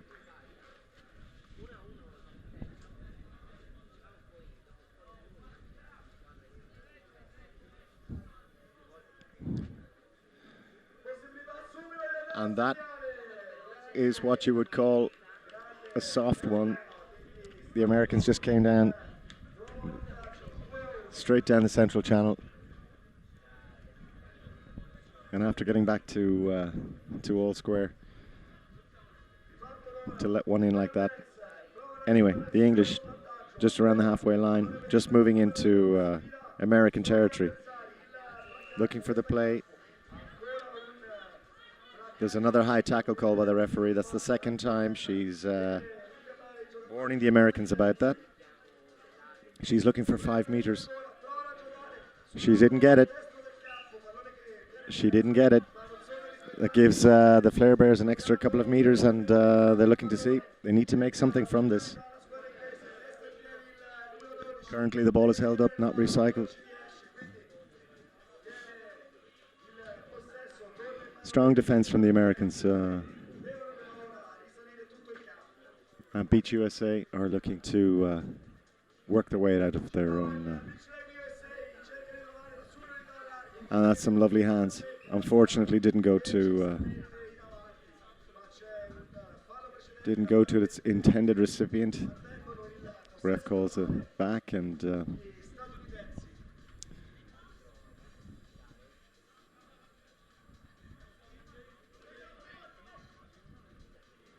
central position just inside their own half. And it's the Americans spreading it wide right. Looking to offload, failing to do so, but the ball comes back in central field and they've lost it to the English. They're looking for their offload. Ball's been ripped free, but the ball is still alive. It's still alive. It's free at this stage, and it's been recovered by the Americans. Little bit messy, little bit scrappy. Full commitment, but yeah, they still keep it alive though. And it's 2-on-2. But unfortunately, this needs a tackle. Oh, and that was almost a fantastic tackle. But the Americans take it, and at the end of the first half, we're looking at a score of 3-1. A fantastic defensive effort there from the Flare Bears.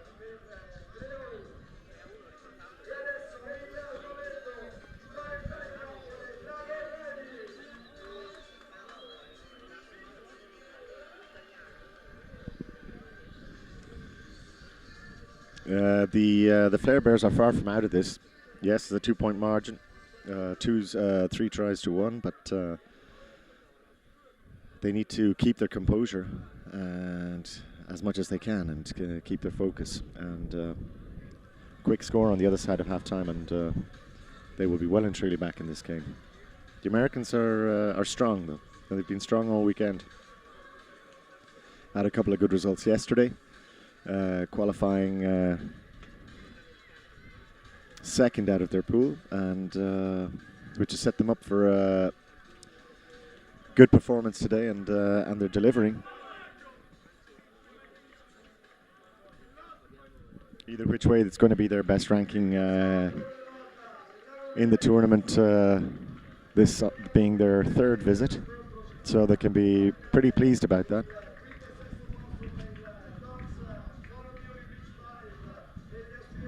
They certainly look determined to take the 7th place.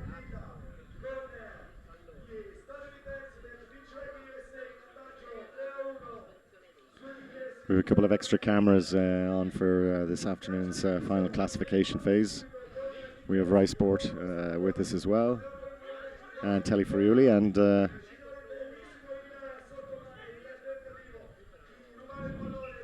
that ball's gone out to touch. Bears need to quickly make some impact on the scoreboard. They're recovering, unfortunately though. Play is being slowed up a little bit. There was no releasing of the ball, and unfortunately possession has been turned over to the Americans. Trying to come inside again. That ball's gone forward, and it's the English who return to attacking. Jensberg, keeping those legs pumping, gets them over the halfway line. But unfortunately possession is lost, and we're looking at a 2-on-1 here. And in fact, the Americans come out the better on that, and they edge their lead out 4-1. At this stage of the second half, there's no option for the Flares. They've got to go for it. They've got to make the next score, and they do. And they need to add another 2 to that, and it is possible. Off the restart, they need to keep the pressure on the Americans, get themselves back into this game. Time is of the essence.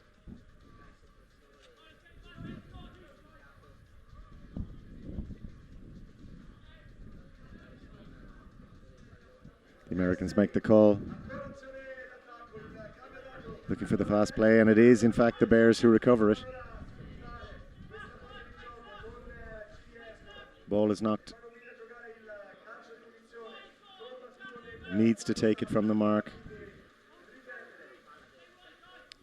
and they do. Held up, need to get that ball, need to keep it moving, and they do towards the halfway line, but he's isolated. The ball squirts free. Unfortunately, it's gone forward.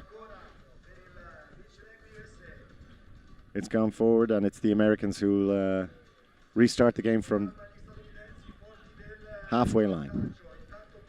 Looking to go on the blind side, looking for the offload. The English doing well to hold them up. Retained possession. It's the English who now head to centre field. Show, and out looking for that offload through the middle. But the ball's gone forward, spilled.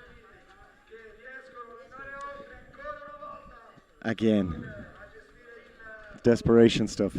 You feel the Americans show a little bit more composure, that they'll be able to close this one out.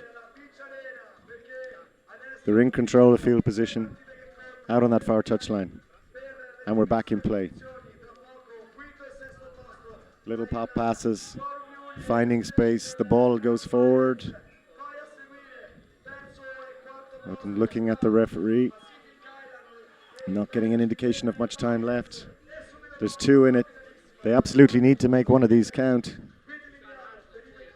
And the ball goes free in the middle of the field on the halfway line, and it's the English who are rushing. Flare Bears. If ever they needed a bit of flair, it's right now. Oh, and unfortunately just couldn't release it. Well, one of the Americans' legs just taken from under them by the sand. The guys are absolutely out on their feet. Between the heat, the effort. Incredible. And they've got one back. They need to touch that down, and they need to move. It's 4-3. If they're to tie this up on this next play, they are looking to see. This goes America's way. That ball.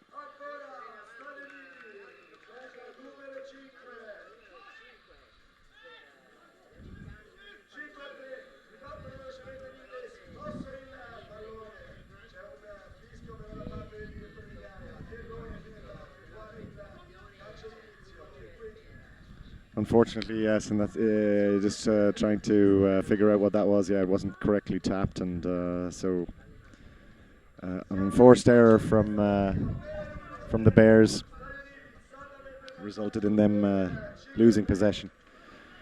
Buys the Americans valuable time, and as the clock ticks on at 5-3,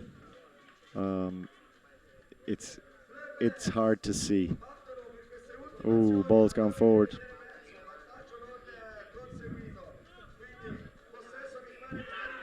And that's it.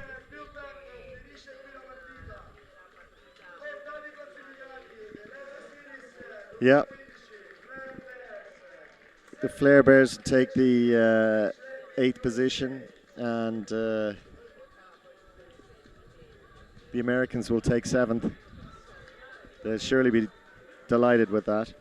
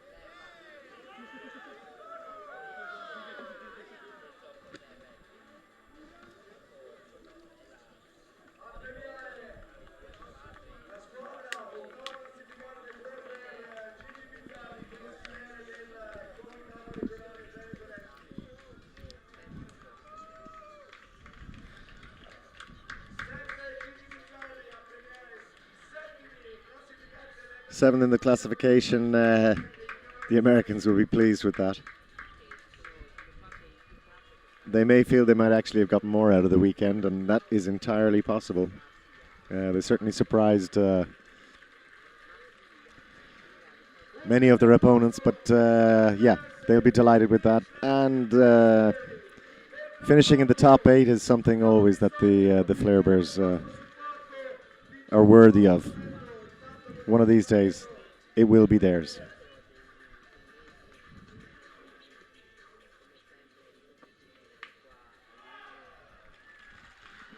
The fans on the far side appreciating the little boogie of the Bears. The Americans do their little lap of honor.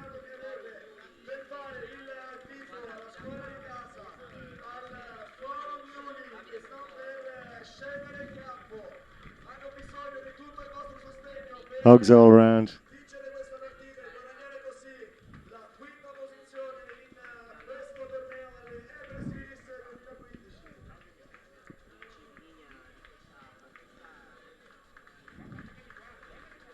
And the Bears are off to do their own little mini lap of honor. They're getting a photo taken over the far side of the arena.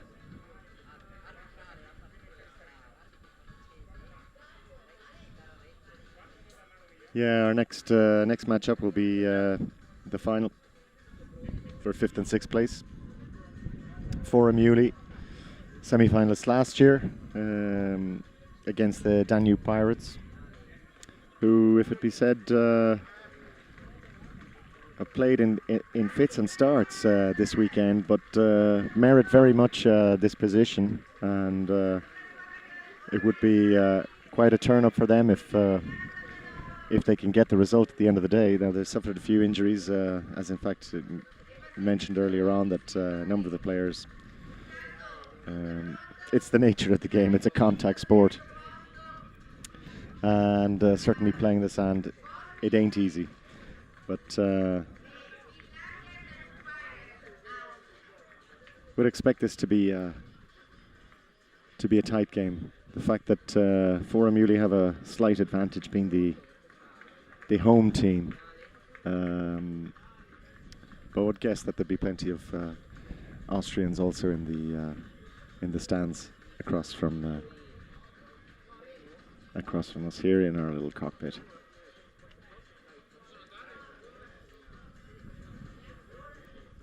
We're just waiting for the go-ahead.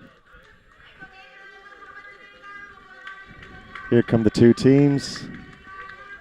Line up for their respective national anthems. The Austrians, who will be playing with 8 infield players. Forum Uli will have that advantage. They're lining up with with 10, possibly 11, I think, yeah.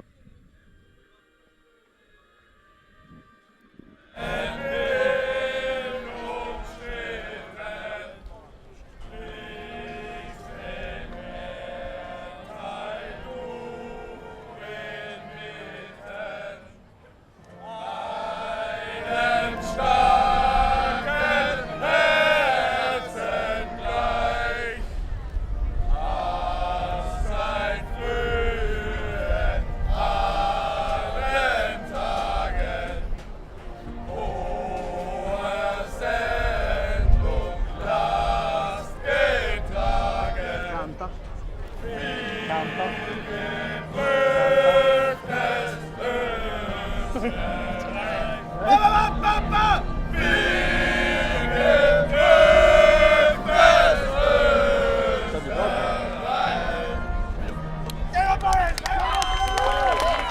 alle offese ed ora l'inno italiano.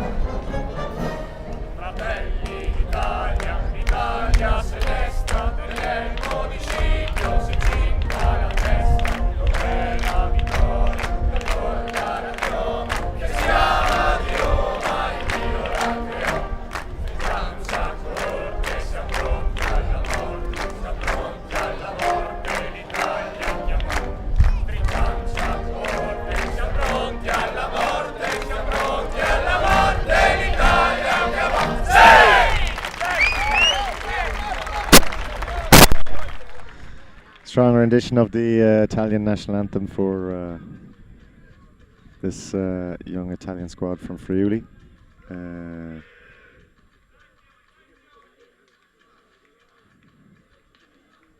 As you can see, each regulation state, each squad that starts the tournament starts with a maximum of 12 players. And you can only work with those 12 players for the length of the weekend. And in this particular case, we'll see that Forumuli have got 11 at their disposal, and with a quick start, we see that the Austrians are going to be playing with 8. So at some point in time, one would expect that Forumuli will have the legs, and they're playing incredibly aggressive, fast, but big defense from the Austrians. But that was a serious power play. They have the advantages at this point of being able to bring on 5 fresh pairs of legs, while the Austrians continue with their original 5 in the setup. Unfortunately, that offload didn't go to hand. And it's Forumuli just inside their own half who will restart the game. Nardo brings it up to the halfway line and looking to offload, and he does. And that's 2 for the Italians. And already in the early stages of this, they find themselves in a comfortable position.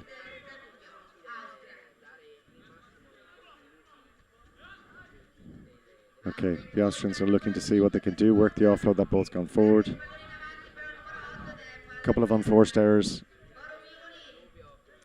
Great defensive tackle. Unfortunately, the referee deems that they weren't back 5, and he's asking the Forumuli to take the restart from the mark.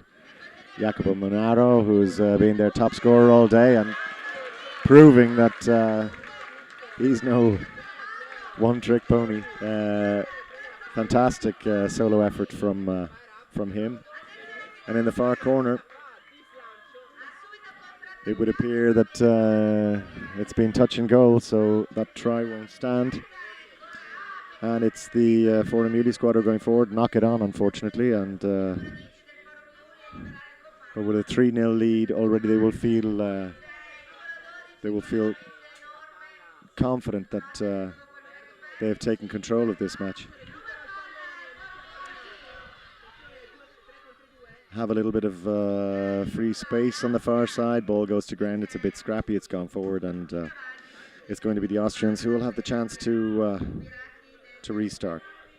Over on the far touchline, about 2 meters in, and just the halfway line, making it into Forum Uli territory. Still on the.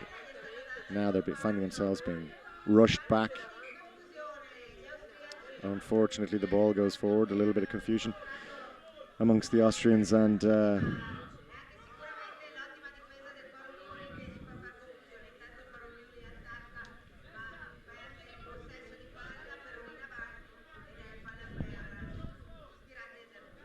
one of the Austrians has taken a bit of a knock. Got plenty of sand in the lovely run, lovely hands. They need this because alternatively not releasing the man in the tackle, and they win the penalty. They're 5 meters out. Went a bit high, and it was easy for the Forum Uli defence to cover that. Looking to offload, it goes forward. Unfortunately, the Austrians are battling for everything, but Forum Uli are holding their line.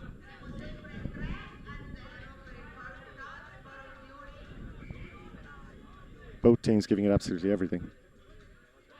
Referee deeming the Austrians not back the 5 meters, marking the line, and Forum Uli exchange. A couple of the players, Nardo on the ball, ready to restart, and there it is. Taking the ball up to the halfway line, Jacopo Nardo is running a nice line, but unfortunately the ball didn't come his way. The tackle was considered to be a little high.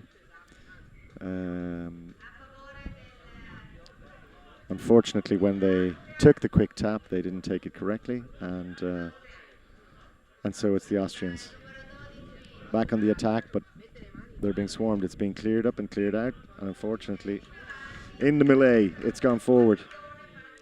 It's a little bit scrappy at the moment. Forum Uli looking to take advantage of some wide open spaces out there, and certainly they will. And that gives them a very comfortable position in this second half at 4-0 with the Austrians as they are. Unfortunately, the ball wasn't tapped. I think the referee is graciously going to call them back and ask them to tap it.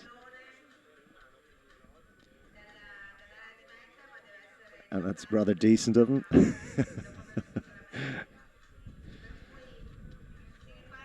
They're up against it. They don't really need to be hounded by regulations.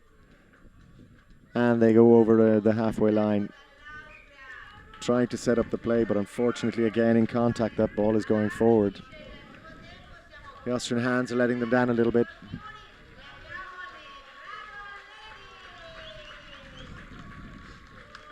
It's 4-0. They're going to feel reasonably happy about this.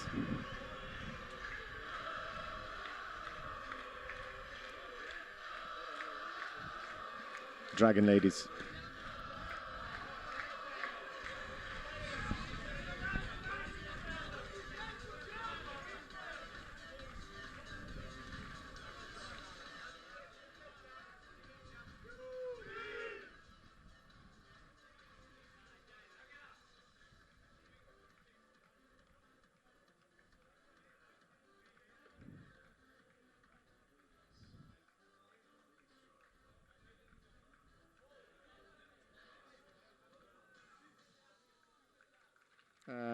There we go.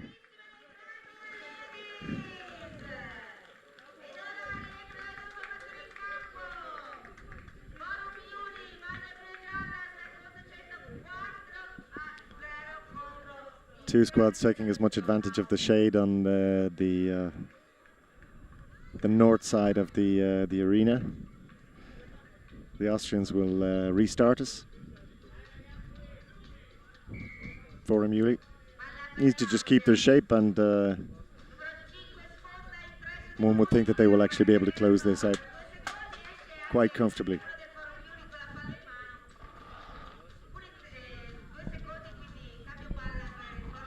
Bit of loose play. Ball's gone forward. And it's Forum Uli that take the restart. Keeping the ball alive. Munaro into touch. No, almost. They're tidying up, looking to release, and releasing to Munaro. Again, it goes loose, it goes free. But it's Forum Uli who are... It's Forum Uli who are constantly picking up these. Unfortunately, the Austrians are finding themselves at the wrong side of a lot of unforced errors, handling. But it's totally understandable. Tiredness.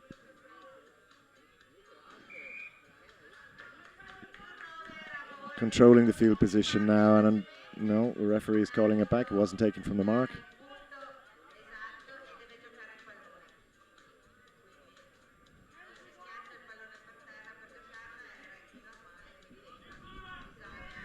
No need to rush seems to be the tactic that Forum Uli are employing at the moment.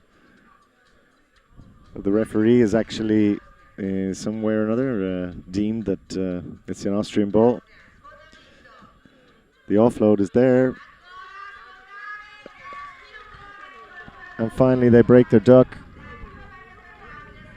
That puts a little bit of respectability already on the scoreboard. What have the Austrians got left in the tank? Unfortunately, all the way, there was no stopping Forum Uli. Straight up, straight down. 5-1. Unfortunately, when the ball goes into contact, they're losing it and turning it over. And Forum Uli will be happy with that all day long. Approaching the halfway, big tackle. The offload almost made it. Narder knocked it on. Playing advantage for the Austrians. One would say that ball went forward. It's still with the Austrians. A little lack of concentration there, and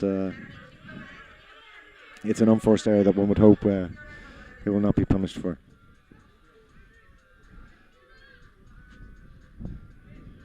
In fact, they're going out towards the corner, getting themselves a little boxed in. Very difficult to handling at the moment. Tiredness is absolutely evident. Forum are smothering every effort that the Austrians are putting. The ball again going forward in the contact.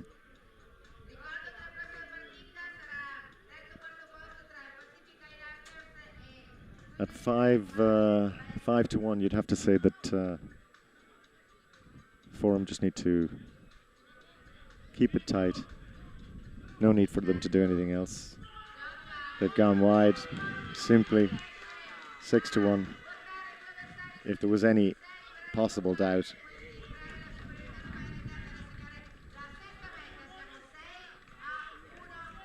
But the Austrians can certainly hold their heads up under extreme circumstances. They're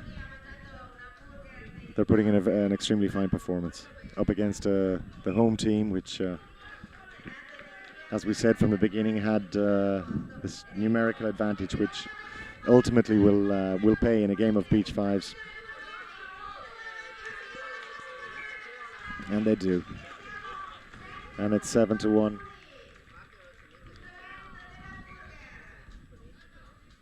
And the ball has gone forward.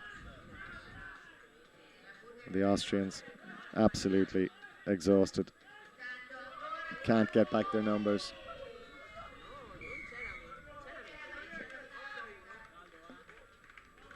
We're not too sure.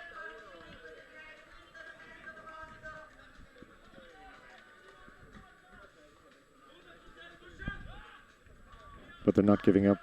They're going all the way with it. Unfortunately, again, handling deep inside Forum Uli's half, and yet within a matter of seconds that's gone forward. And that's the end of the game, and the hometown favourites certainly would have pleased the fans.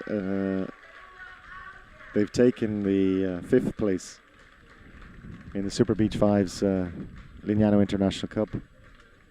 The Austrians, Danube Pirates, taking a very creditable 6th position. They'll be delighted with that.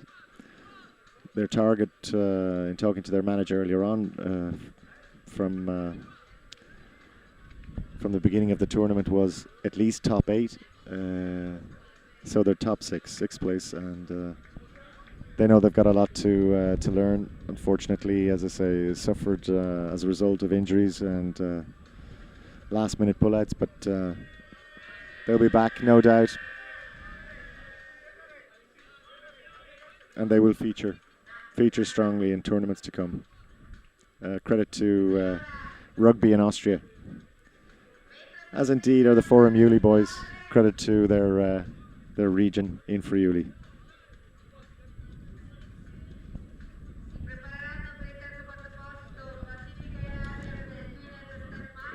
Two teams getting in a joint huddle, and it's great to see.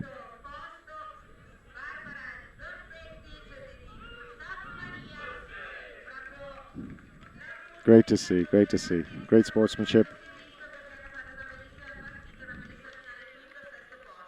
Teams will have the official photo. Hang on, there's something something interesting here.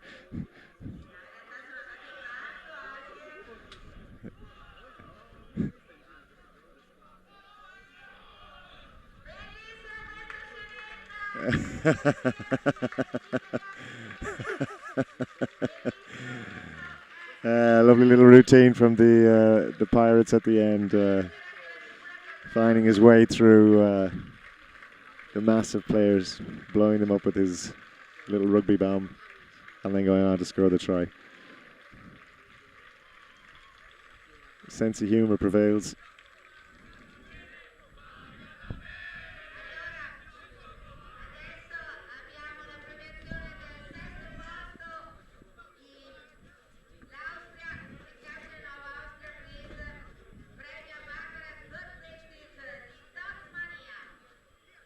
So the Austrian captain Nugget goes up to take the trophy, the award for finishing 6th from our tournament beer sponsor Taz.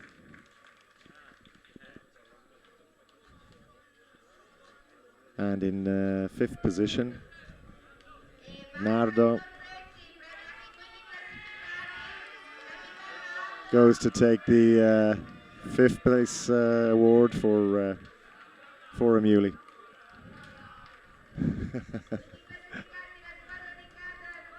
Finalists last year, and or semi-finalists last year, actually finishing in 4th place. 5th place, they'd be actually happy with it after how things went yesterday.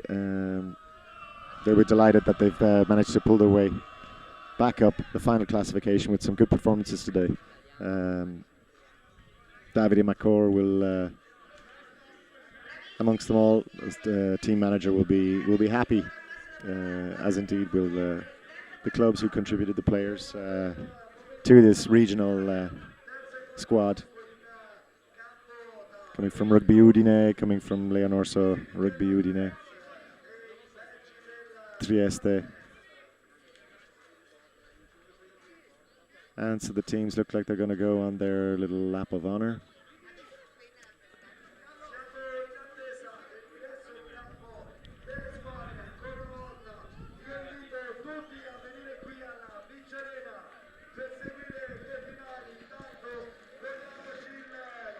So Forum go on their lap of honour, followed by the Villacher Danube Pirates, Getting a warm round of applause from the fans on the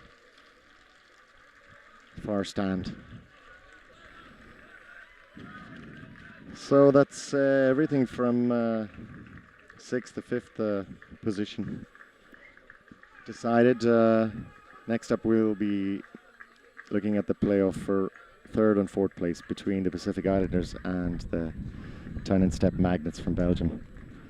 Talking to Andre Gini beforehand, bit of a shout out for a couple of the guys, BJ Deans and Nate Soala Alexander, who in this particular game will be winning their 50th caps.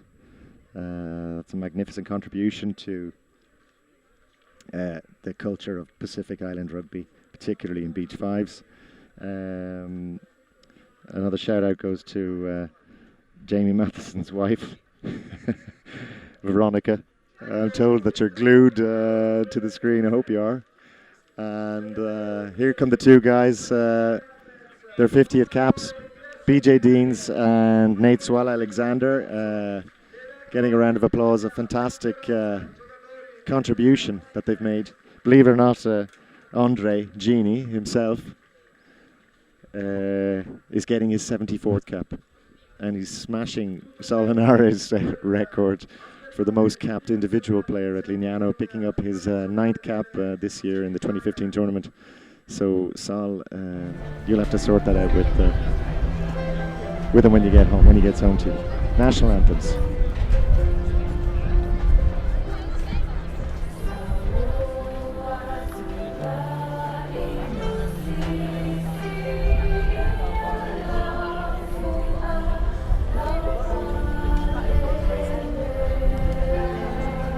Casey, you got magic water for me? Some water? Like water.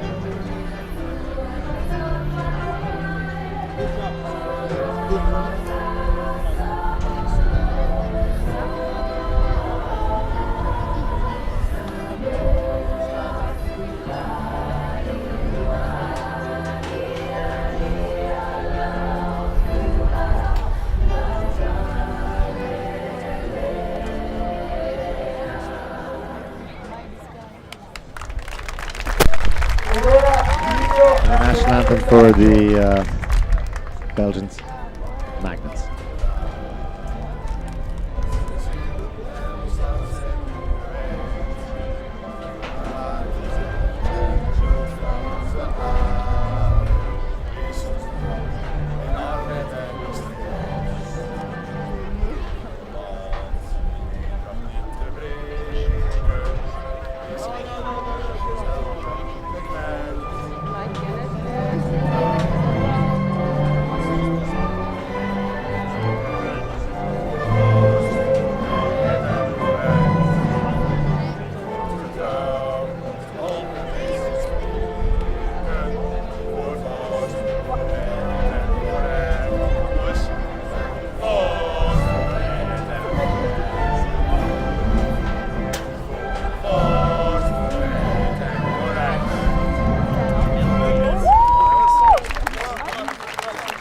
Both of these teams are very familiar with each other.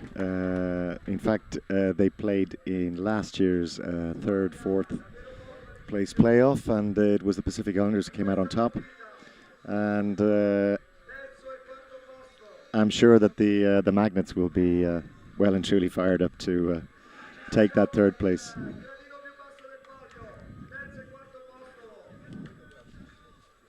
Promises to be one of the matches of this weekend's tournament. The Islanders preparing as they always do.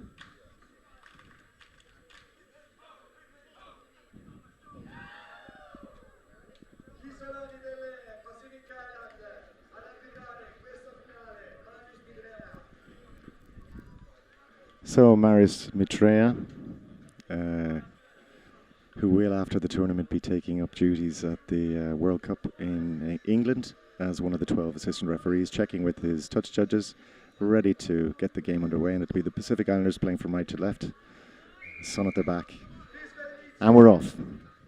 Approaching the halfway, keeping the ball alive, keeping that movement, carving, looking for space, but they've got to keep that ball alive. It's been recovered by the Magnets. Again, it's all close quarter stuff. Strong defense at this moment from the Islanders. That ball's going into touch, and it will be the Islanders who will restart the game quickly, and there it goes. Beautiful pass out to BJ, and they're making waves, and a beautiful inside pass, and he's going all the way, and it was a lovely fade, and it's the Pacific Islanders who take the lead. 1-up. It's an early lead, and that is something that will give them some fantastic heart.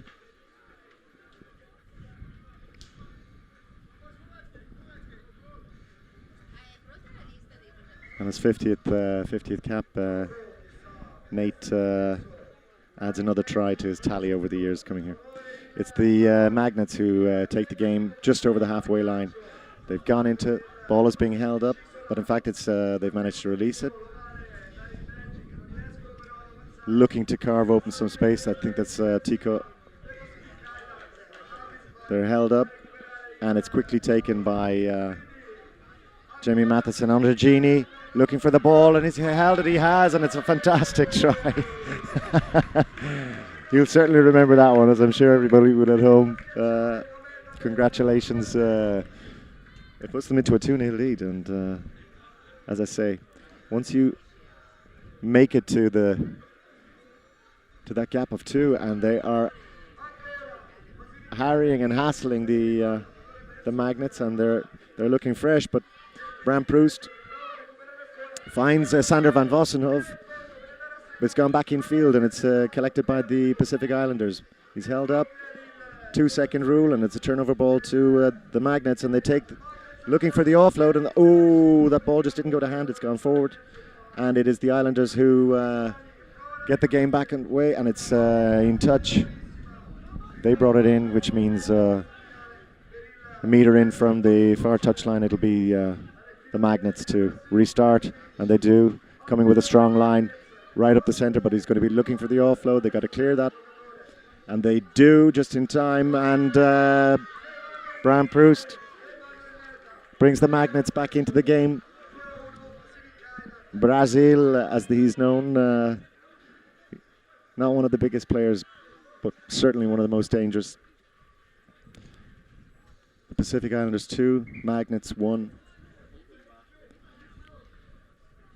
Mitrea calls the mark, and there they go, running Leo Wenga, and it's Andregini who tidies up because the ball went back, and he keeps on his feet, and he's got to keep going forward, and he does, and power play from, unfortunately, just short, but the space is there, and they stretch it back to 2. It's now 3-1 to the Pacific Islanders. They'd be looking to retain that 2-try advantage.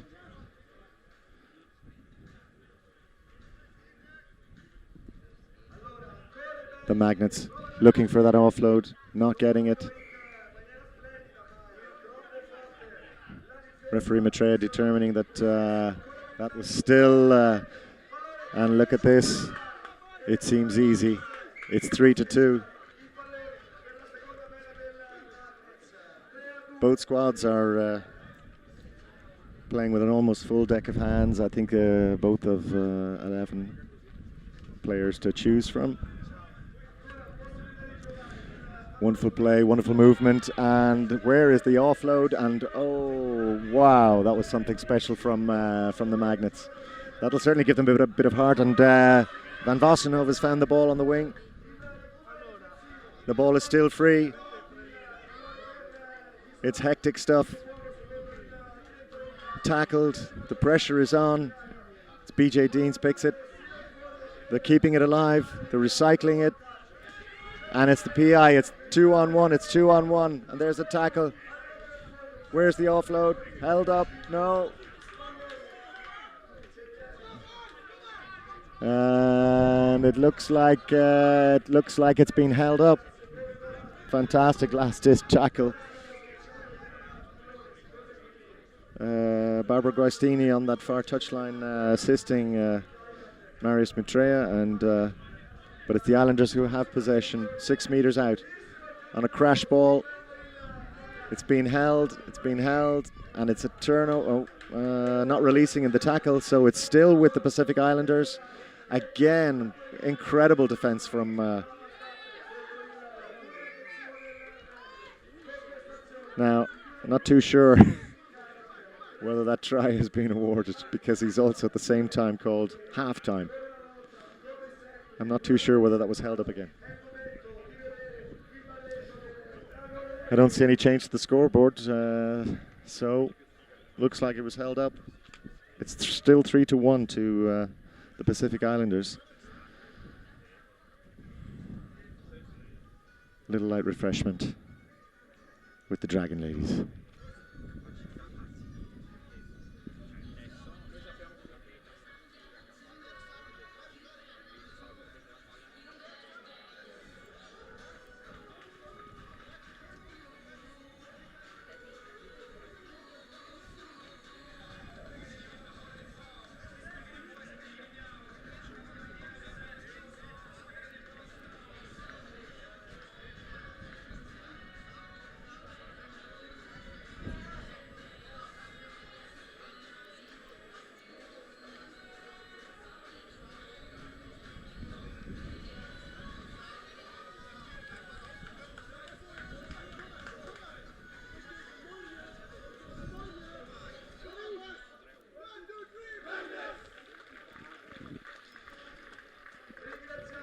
Great display.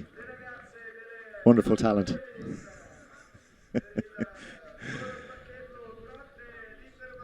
Yeah, just the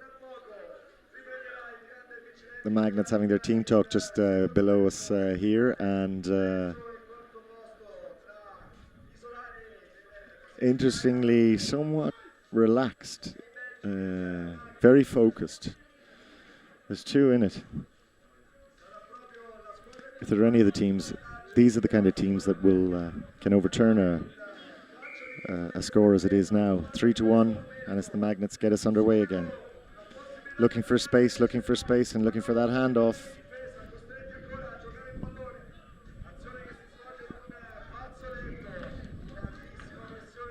PI need to consider the 5 meters, which the referees have been fairly strict on.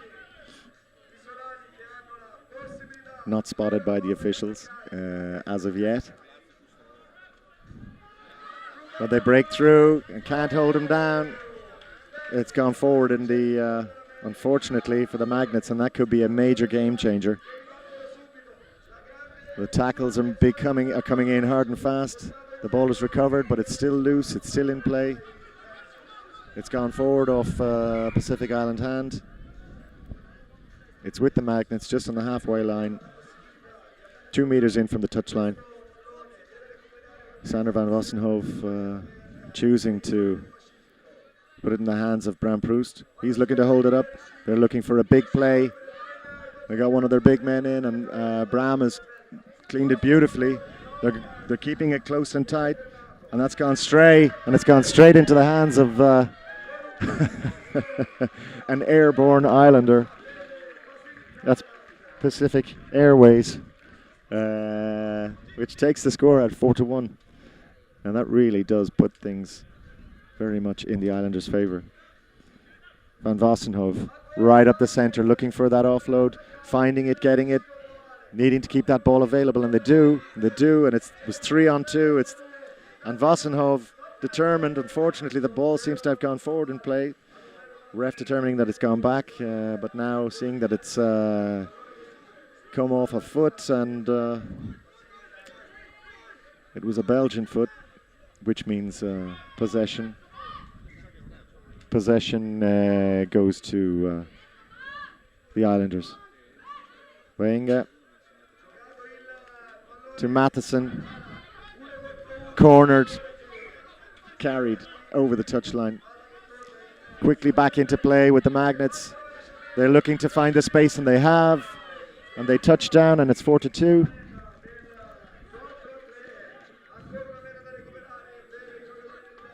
They may well have a couple of minutes, and that's all. The next score, as far as they're concerned, has got to come from them. The Islanders, on the other hand, need to regain that advantage. Tackled, still retaining possession. Well and truly held up and carried over the line.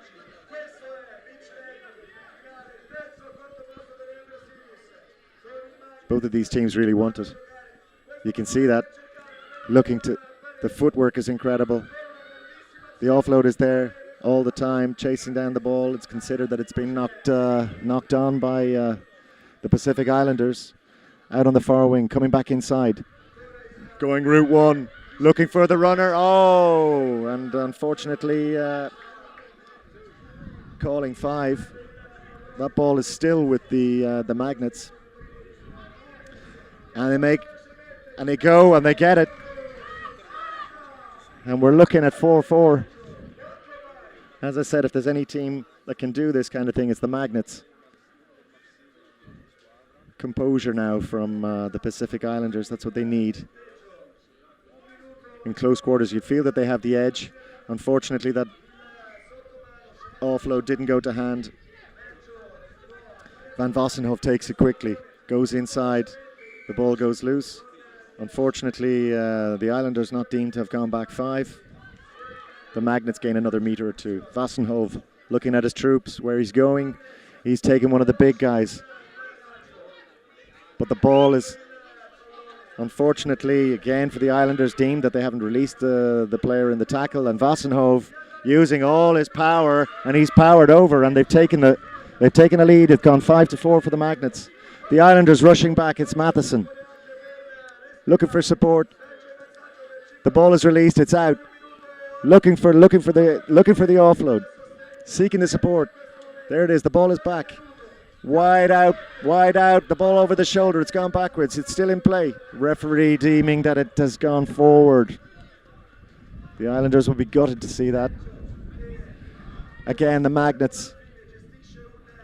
There is nothing between these two teams. And that ball has gone forward again. And if they can get this offload, the ball has gone way back infield.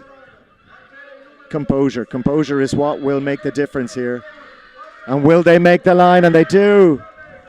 And the Magnets have taken it 6-4, and that's the final whistle.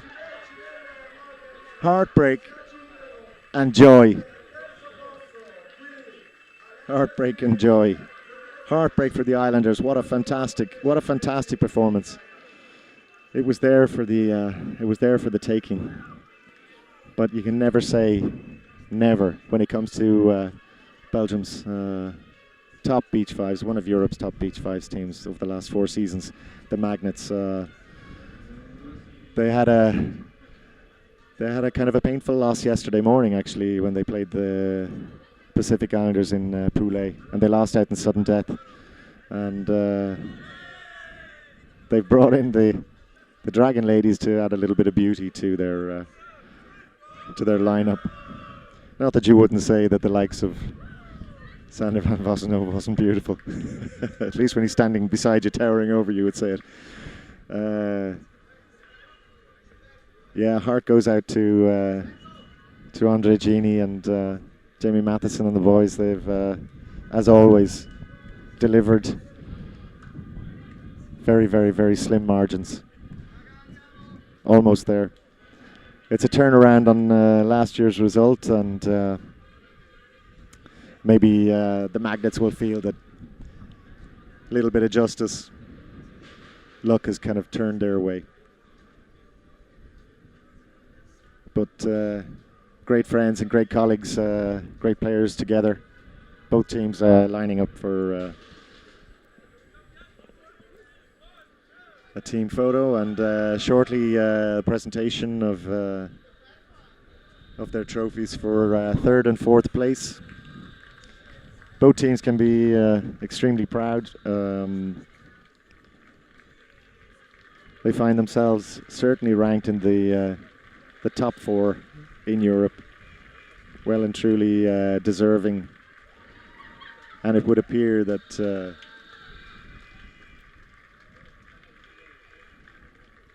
the Islanders are going to treat us to a little bit of island culture. As always, something that the fans here appreciate, and while taking their little lap of honour over the far side of the field, the Islanders are lining up to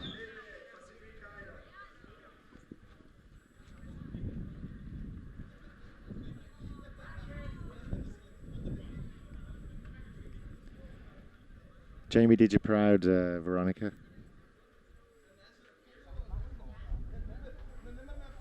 Indeed, all the guys did.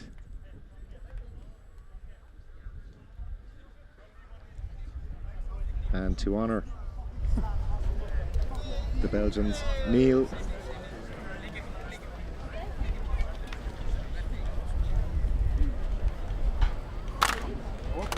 Félicitations.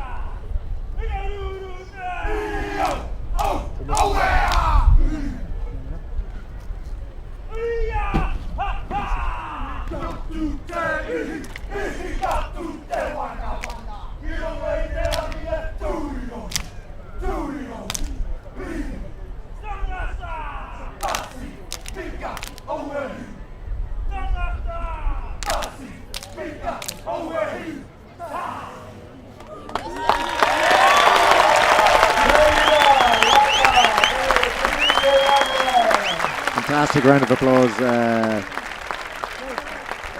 Absolutely Lignano's favourite, the Pacific Islanders.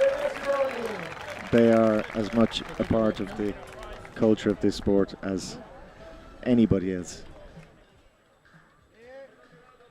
Shortly we'll see the presentation. We see that Zenandrea, Vice President of the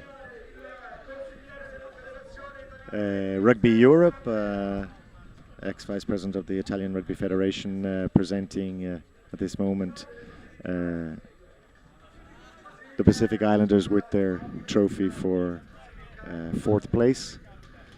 And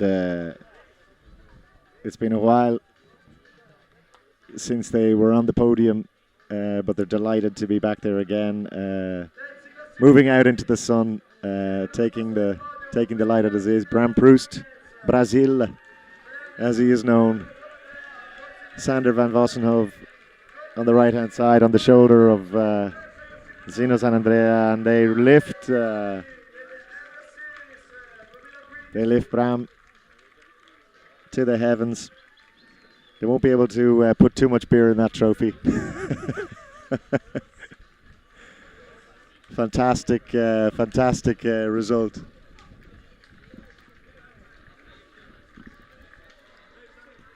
Come here to me. Come in. Or if you can. Oh, stay where you are. Sander van Vossenhoven just joining me here now in the commentary position. Sander, you got to be delighted with that. That was a fucking awesome win. Even if I said it myself, I mean, you were 4-2 down at one point, and it looked 4-1 down at one point. It looked almost beyond you. Yeah, the heads were down after the half time, and I was like, boys, this is the last beach tournament this year. After this, the normal season starts again. It's like, let's give him hell. We don't want to lose this, and we just went for it. Well, you know, the funny thing is at halftime I was looking down at you, and I remarked on it that strangely, in the position that you were in, that there was a degree of calm, focus, concentration. And I said, at that moment, I said, if there's any team in beach rugby circles that can pull this back, it's the Magnets. And you did. Yeah, the atmosphere is really good in the team. There are no like little teams in the team. It's one big group this year, and a bunch of friends who wanted a cup to drink off tonight. And now we have a cup we can drink beers off. So that's just what you wanted. So well, I don't know how much it's going to hold because there's lots of holes in it. Yeah, I know. We'll find a way. We'll find a way. Well, listen, congratulations on a fantastic result. We've got the final coming up. I mean, if you want to come back up at some stage, go down to the lads anyway, and you can start your celebration. But if you want to come back up at some stage during the final and take the seat here beside me, and we can do a bit of a co-commentary. I'll stay. Okay, great. Well, here we go. We've got the teams coming into the arena. First, it's Ovale Marseille, led out by their talisman Antoine Sanguinetti. These are currently the top-ranked team in Europe. Paper blowing everywhere. And I'm sure the players are delighted. What's that wind? Do you feel that wind out there in the arena? Is it making a difference? When the wind starts to go, how do you call it, flow, the heat comes off the sand, so it's much pleasant to play, you know. Yeah. Otherwise, it's just too hot, you know. Yeah. Okay. Into the arena come the Italian squad, I Pessimi.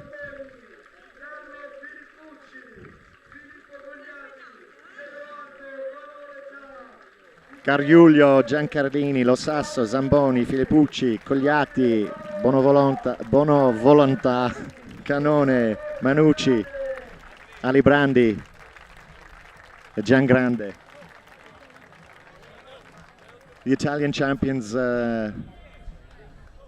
last time these two sides met, they met here in Lignano in the final in 2013. And we're going to hear the national anthems of both France.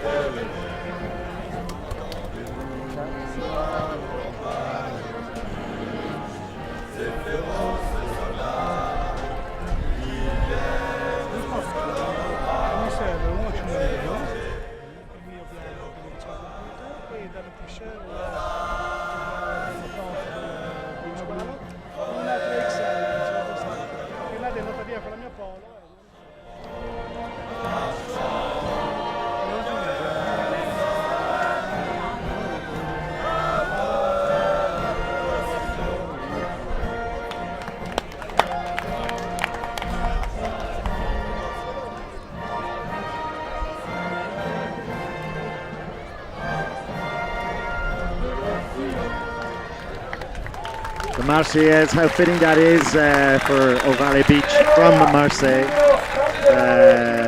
Great rendition of their national anthem, now the Italian national anthem.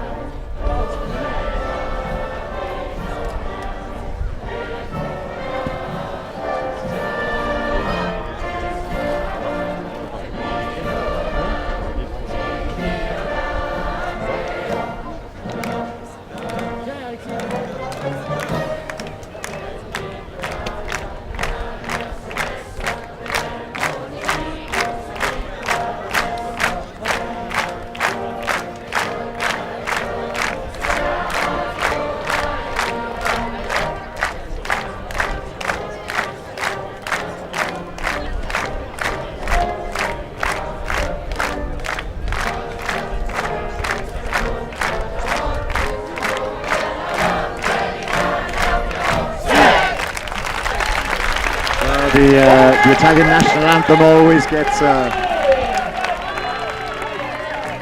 gets the support of everybody. The hands clapping. Two teams actually still looking quite fresh. They both have their pool of players, the 12. Doesn't appear to be any late injuries, so two similar styles. Although one would say that the French is more creative, but the Italians have also a physical edge that might help them. I would describe it as an Italian side that plays really technical rugby, like everything is correct, they do their thing. What France does is a bit of a mixture of touch rugby and beach rugby. Italia just plays rugby, and the French they're like bits of dancers on the field. And yeah, it's two great teams together on the pitch with, for me, different styles of play. So it will be a nice final, I think. Yeah, and we're already underway, and you can actually see that the Italians working in a very tight formation and turning over that ball. The French were standing off, looking to see could they find some space. But from this kind of distance out, that's the power play. And what the Pessimi look to do is play for field position. If they could get 5 meters from the line, they're almost guaranteed to score. I think Marseille has not much weaknesses, but one of them is if they have a very physical team in front of them, they can just power through, and that's the only thing Marseille is missing. But then you have these guys just floating through one way or another, and yeah. Absolutely. Well, you can see already that a running line that would have guaranteed them a try earlier this morning or all of yesterday. The Pessimi had that actually covered, and the ball went loose, and it's the Pessimi who have recovered it. So in fact you could say they forced the error from the French. Now they have field position. Loose ball, gone to ground, killing it according to referee Dave Drury from the Welsh Rugby Union. And it's the Pessimi to restart. Taking the big man up the outside, looking for the inside pass, and wow! Oh, look at that! That's commitment in the tackle. Commitment and tackle, but like I just said, that's how they will play. They use the big guys on their small guys to just go through, and that's the thing that Marseille is really not good in, is defending on those very big guys. And look at that! There's the first one. I would say one of the first drop balls, knock-ons from the French all weekend. It seems that the Italians have rattled them. Yeah, the Italians really, really wanted to win this. I'm pretty sure. You can see the eager in their faces. It's all there. That is just absolute power. It's just absolute power. What I was saying before. So I mean, the French are going to need to reconsider their game plan in terms of where field position is and not allowing the Italians to gain it.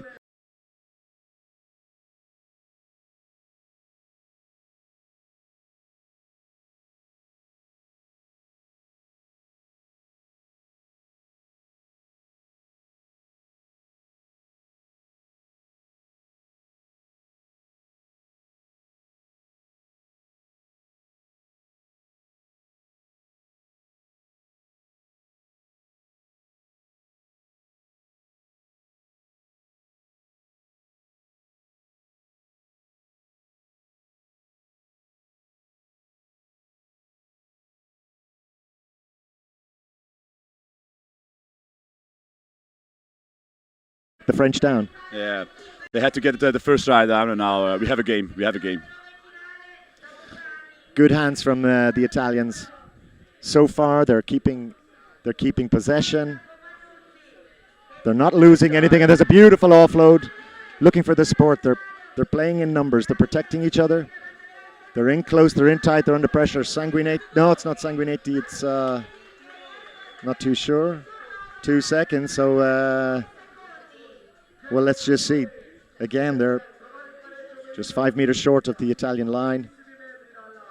Let's see what the play is here. It's close. He's going for the big one, looking for the offload. Released the ball, but in fact turned over.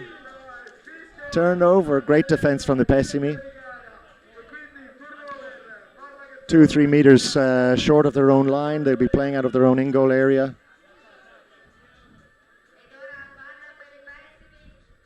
And here we go. Out onto the far wing. Using their big men well. Retaining possession. Fortunately, that ball has gone forward. French looking for the quick restart, and they do. And here's Anto, as he is known, has produced some fantastic rugby over the weekend. Again, they're prowling, they're looking for the handoff, but they're under pressure. Unfortunately for the Italians, Dave Drury considers them not to be back 5 meters. That ball doesn't go to hand, and that's something that hasn't happened all weekend for the French. The referee is considering something. I'm not too sure he's calling the captain. Okay, he's warning the captain of the Pessimi that he has a couple of cards in his pocket, and 5 meters better be respected. This is how you play the game. You play the game really fast, and you try to get that penalty all the time, and then the yellow cards start to fall, and that's when try time is coming. Absolutely. So here we are. We're close. No, it's gone forward. And that's half time. There's a little bit of handbags over on the far side, and one imagines that Ovale felt that they got that touchdown, but referee Dave Drury was there, and touch judge on the far side is actually from the Belgian Federation, So Young. And it's clear. Oh, well, here we go, a pleasant sight. Pleasant sight indeed. I have to say about the Italians, their defense is really impressive against the French, because the French are just doing their dancing tricks, but it doesn't work with these guys. They always seem to get them and get them really hard as well, just push them back in defense, and that's what the Italians are doing very good at this time, is their defense and gaining meters in defense as well. Absolutely. We're currently looking at a halftime score of 2-1. It's always this way between these two sides. One would wonder if the pressure of defending champions, there is a bit of a hoodoo in Lignano. There's only one team, the Macoresi, who have ever defended the title. That was between 2006 and 2007. Every other team, including the Pessimi, who have returned to defend the title, no one has ever part of a beach. No one has retained it since 2007. So it's an 8-year gap. That possibility remains for Ovale Beach Marseille, but they are up against it with this hit squad from Lazio, I Pessimi, the Italian champions, reigning Italian champions, champions of Barcelona 2015. They have beaten Marseille. They have beaten Marseille, I think.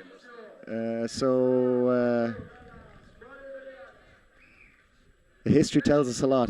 Let's see what the Italians have to offer. That ball has gone back, but it's recovered by the Italians. No. Deemed to be a French ball, and they look and probe and see where can they find the space, and there's a big hit. But the French don't tend to panic too much when they're going backwards. They need to take the man down. The ball has gone forward. And it's and the Pessimi bring on some fresh legs.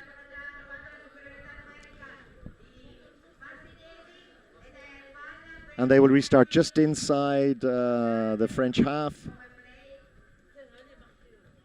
About 15 meters out of the French line. They go wide with a lovely flip. And that is knocked forward. And one wonders if referee... he's deeming it to be... Well, he's deeming it to be a slap down, but no punishment as such, apart from the straightforward penalty. And that's a beautiful move. But look at that defense. Has he been held up? He's been held up. Gregorio Piran is running that touchline, and he confirmed that for referee Dave Drury. The French breathe a sigh of relief. They go wide, looking to probe, using their... Now they've got an open space in midfield. And there they are in 2. Oh, and what would you say about that? That ties up the game. It's 2-2. It's just like it was 2 years ago. The final score that day was 3-2. We tend to feel that it's going to be a tight one at the very end. This is how we all would like to final to be, very close, and it will be a very nice final, I think. Yeah, at the end. Pessimy looking, keeping. Well, it's been called touch.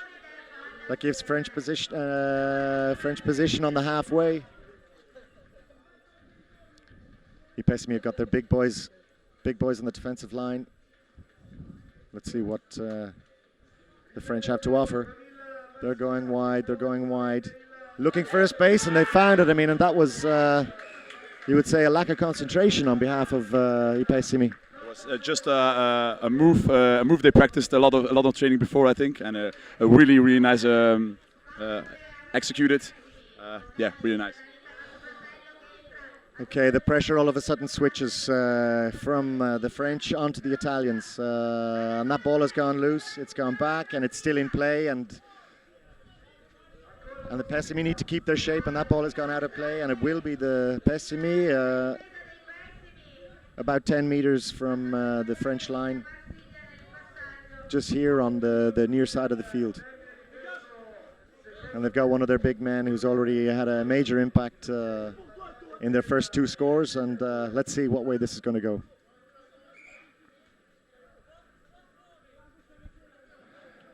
Referee spotted it, as did we. That actually wasn't touched. He needs to tap it with the foot, free, and then he needs to go.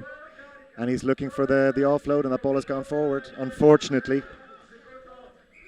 Is that an opportunity missed for the Pessimy? We will see. The French take the ball from their own 5 meter, work it out wide, finding some space and there's some quick feet out on that side of the pitch, but the Pessimy have recovered it. The ball has come off a French foot. It is Pessimy with about 8 meters. With about 8 meters to cover. And it's the big man himself again. And are we going to see a power play again like we saw? But don't see the support. Where's the offload? It's gone to French hands, unfortunately. It's in touch, and it's essentially given the ball back to Marseille. Their lungs must be busting a little bit at this stage. This is an intense match. There's 1 in it. It's 3 to Marseille, 2 to Pessimy. The ball has gone forward again, and they're now approximately 5-6 meters from the French line.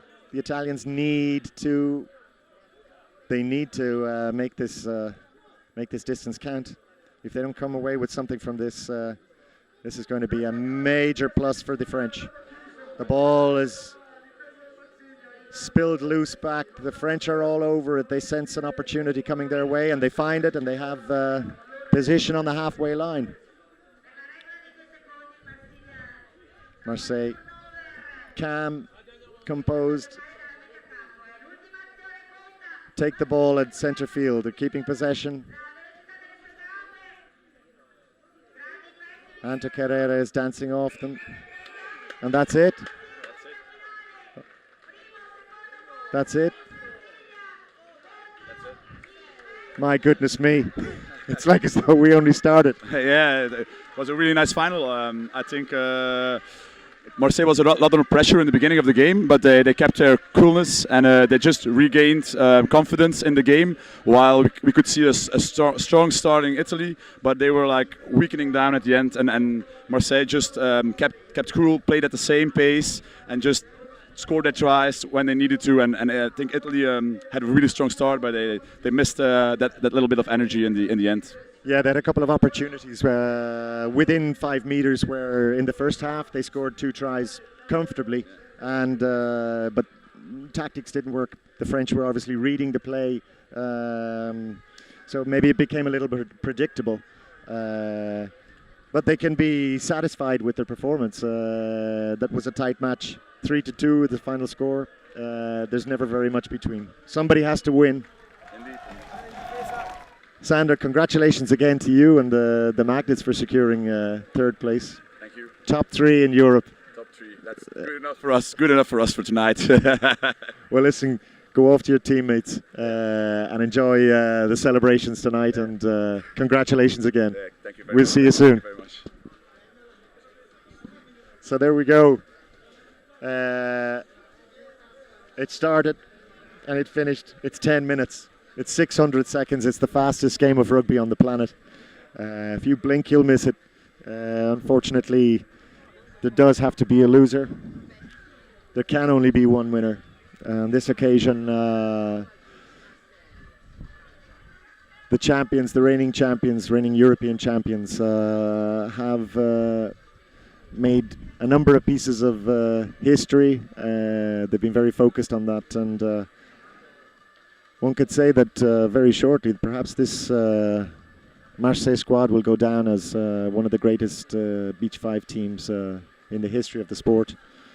Certainly, they've written themselves into the history books here in Lignano, following in the footsteps of the famous Macarese, who were the only team to have won 3 titles, but the only team to have won 2 consecutive titles, retaining the title, that is, between 2006-2007.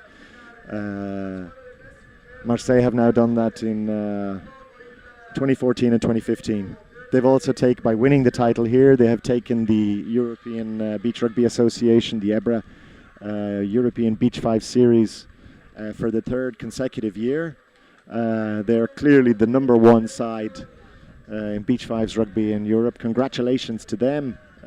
What a performance. They've demonstrated that they have absolutely everything in every single one of the drawers, all the way from the top to the bottom. And when they needed it most, and they were under pressure today, they kept their composure, and they proved against a side of the class and quality of Ipessimi that they have the capacity. There's no doubt that the Pessimi will be back. These guys have history. Last time out it was Ipessimi who took the victory 3-2. This time out it's Marseille who take the victory 3-2. It was total commitment from both teams. There's no doubt that the lads will share a couple of beers later on, and they will appreciate that on the day, deserved champions for Super Beach 5's 2015, the Lignano International Cup, will return to the shores of Marseille in the south of France. Valley Beach Marseille have earned the right. They've put together a fantastic squad of players. They've shown the world how the sport of beach 5's can be played and should be played, and in many ways they're actually demonstrating where the future of the sport can go. And we, as passionate Super Beach 5's advocates, we thank them and applaud them for the contribution that they have made to the sport in the last 4 seasons. They've been here many times before. In fact, I'd say that it was back in 2011 that they were playing for 9th and 10th position on the final day. So within 4 years, they've reached the summit of Beach 5's rugby in Europe. The French Federation should hopefully recognize their achievement, wake up and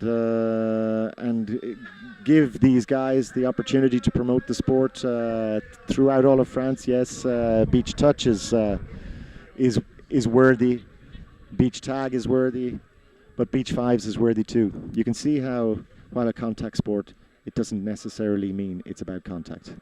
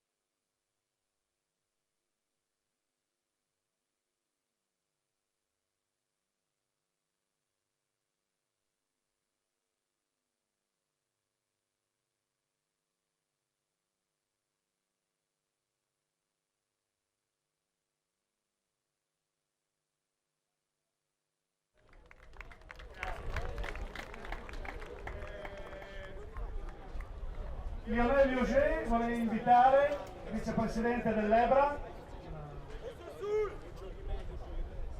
Allora, best right. Carrer Anthony.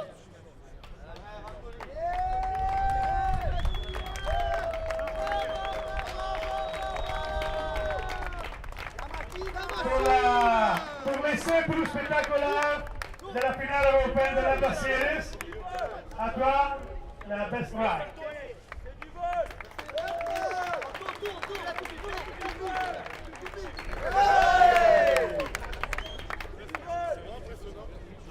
E lo inviterei Vico Meloi, il vice sindaco di Lignano Sabbiadoro, assessore allo sport. Un déjà vu?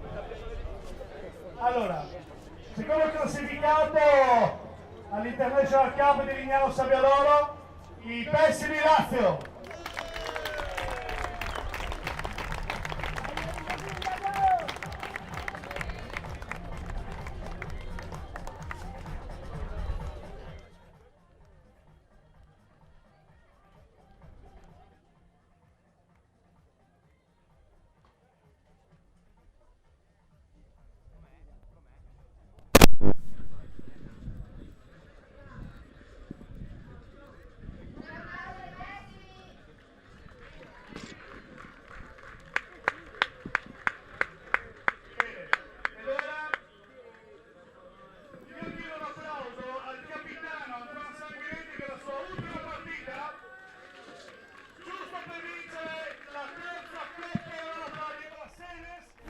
Un applauso per la 5's Marcel!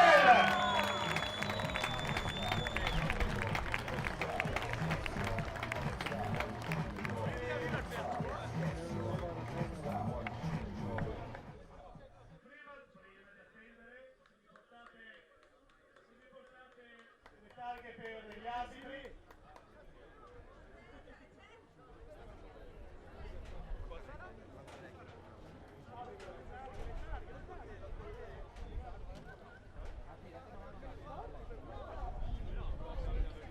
Inviterei gli arbitri per cortesia qua.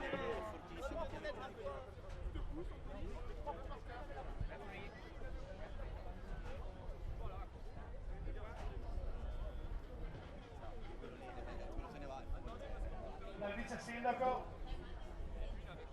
Non dovete venire solo per cortesia. La giacchetta c'è dentro un meno, no?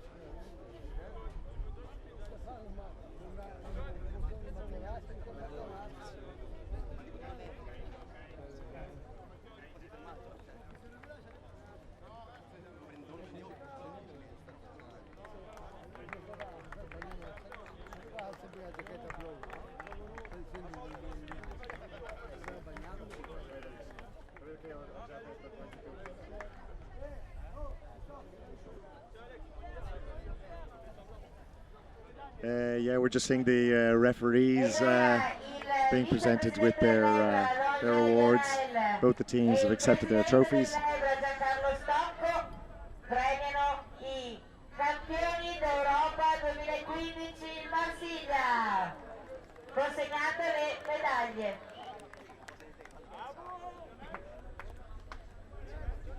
Yeah, it's been a pretty hectic weekend. As we started out, we always had these two teams in mind.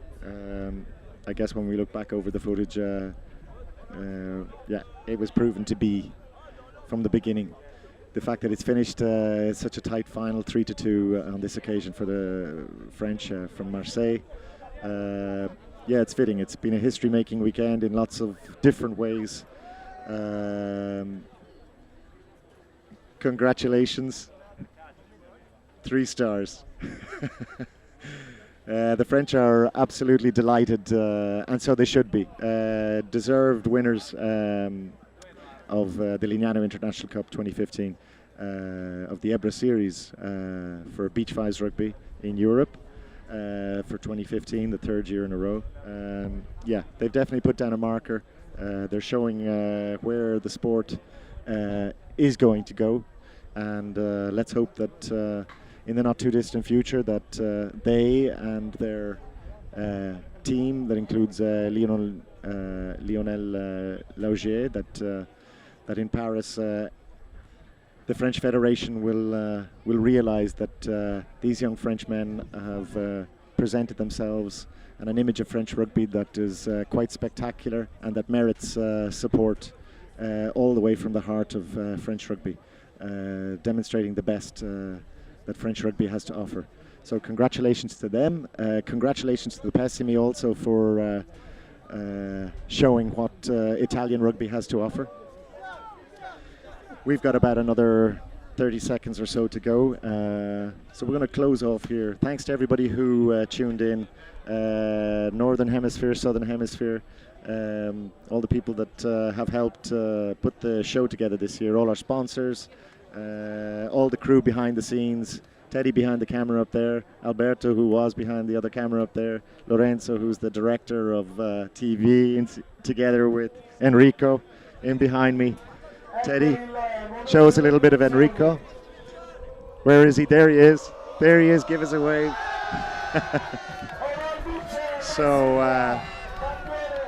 on a note where they're raising the trophy just down in the center of the arena in front of me, let's leave on that note. Champions for 2015, Super Beach 5's, Ovale Beach Marseille. Worth every minute of it. Worth the wait. Congratulations, and let's see how things get on next year. All the best.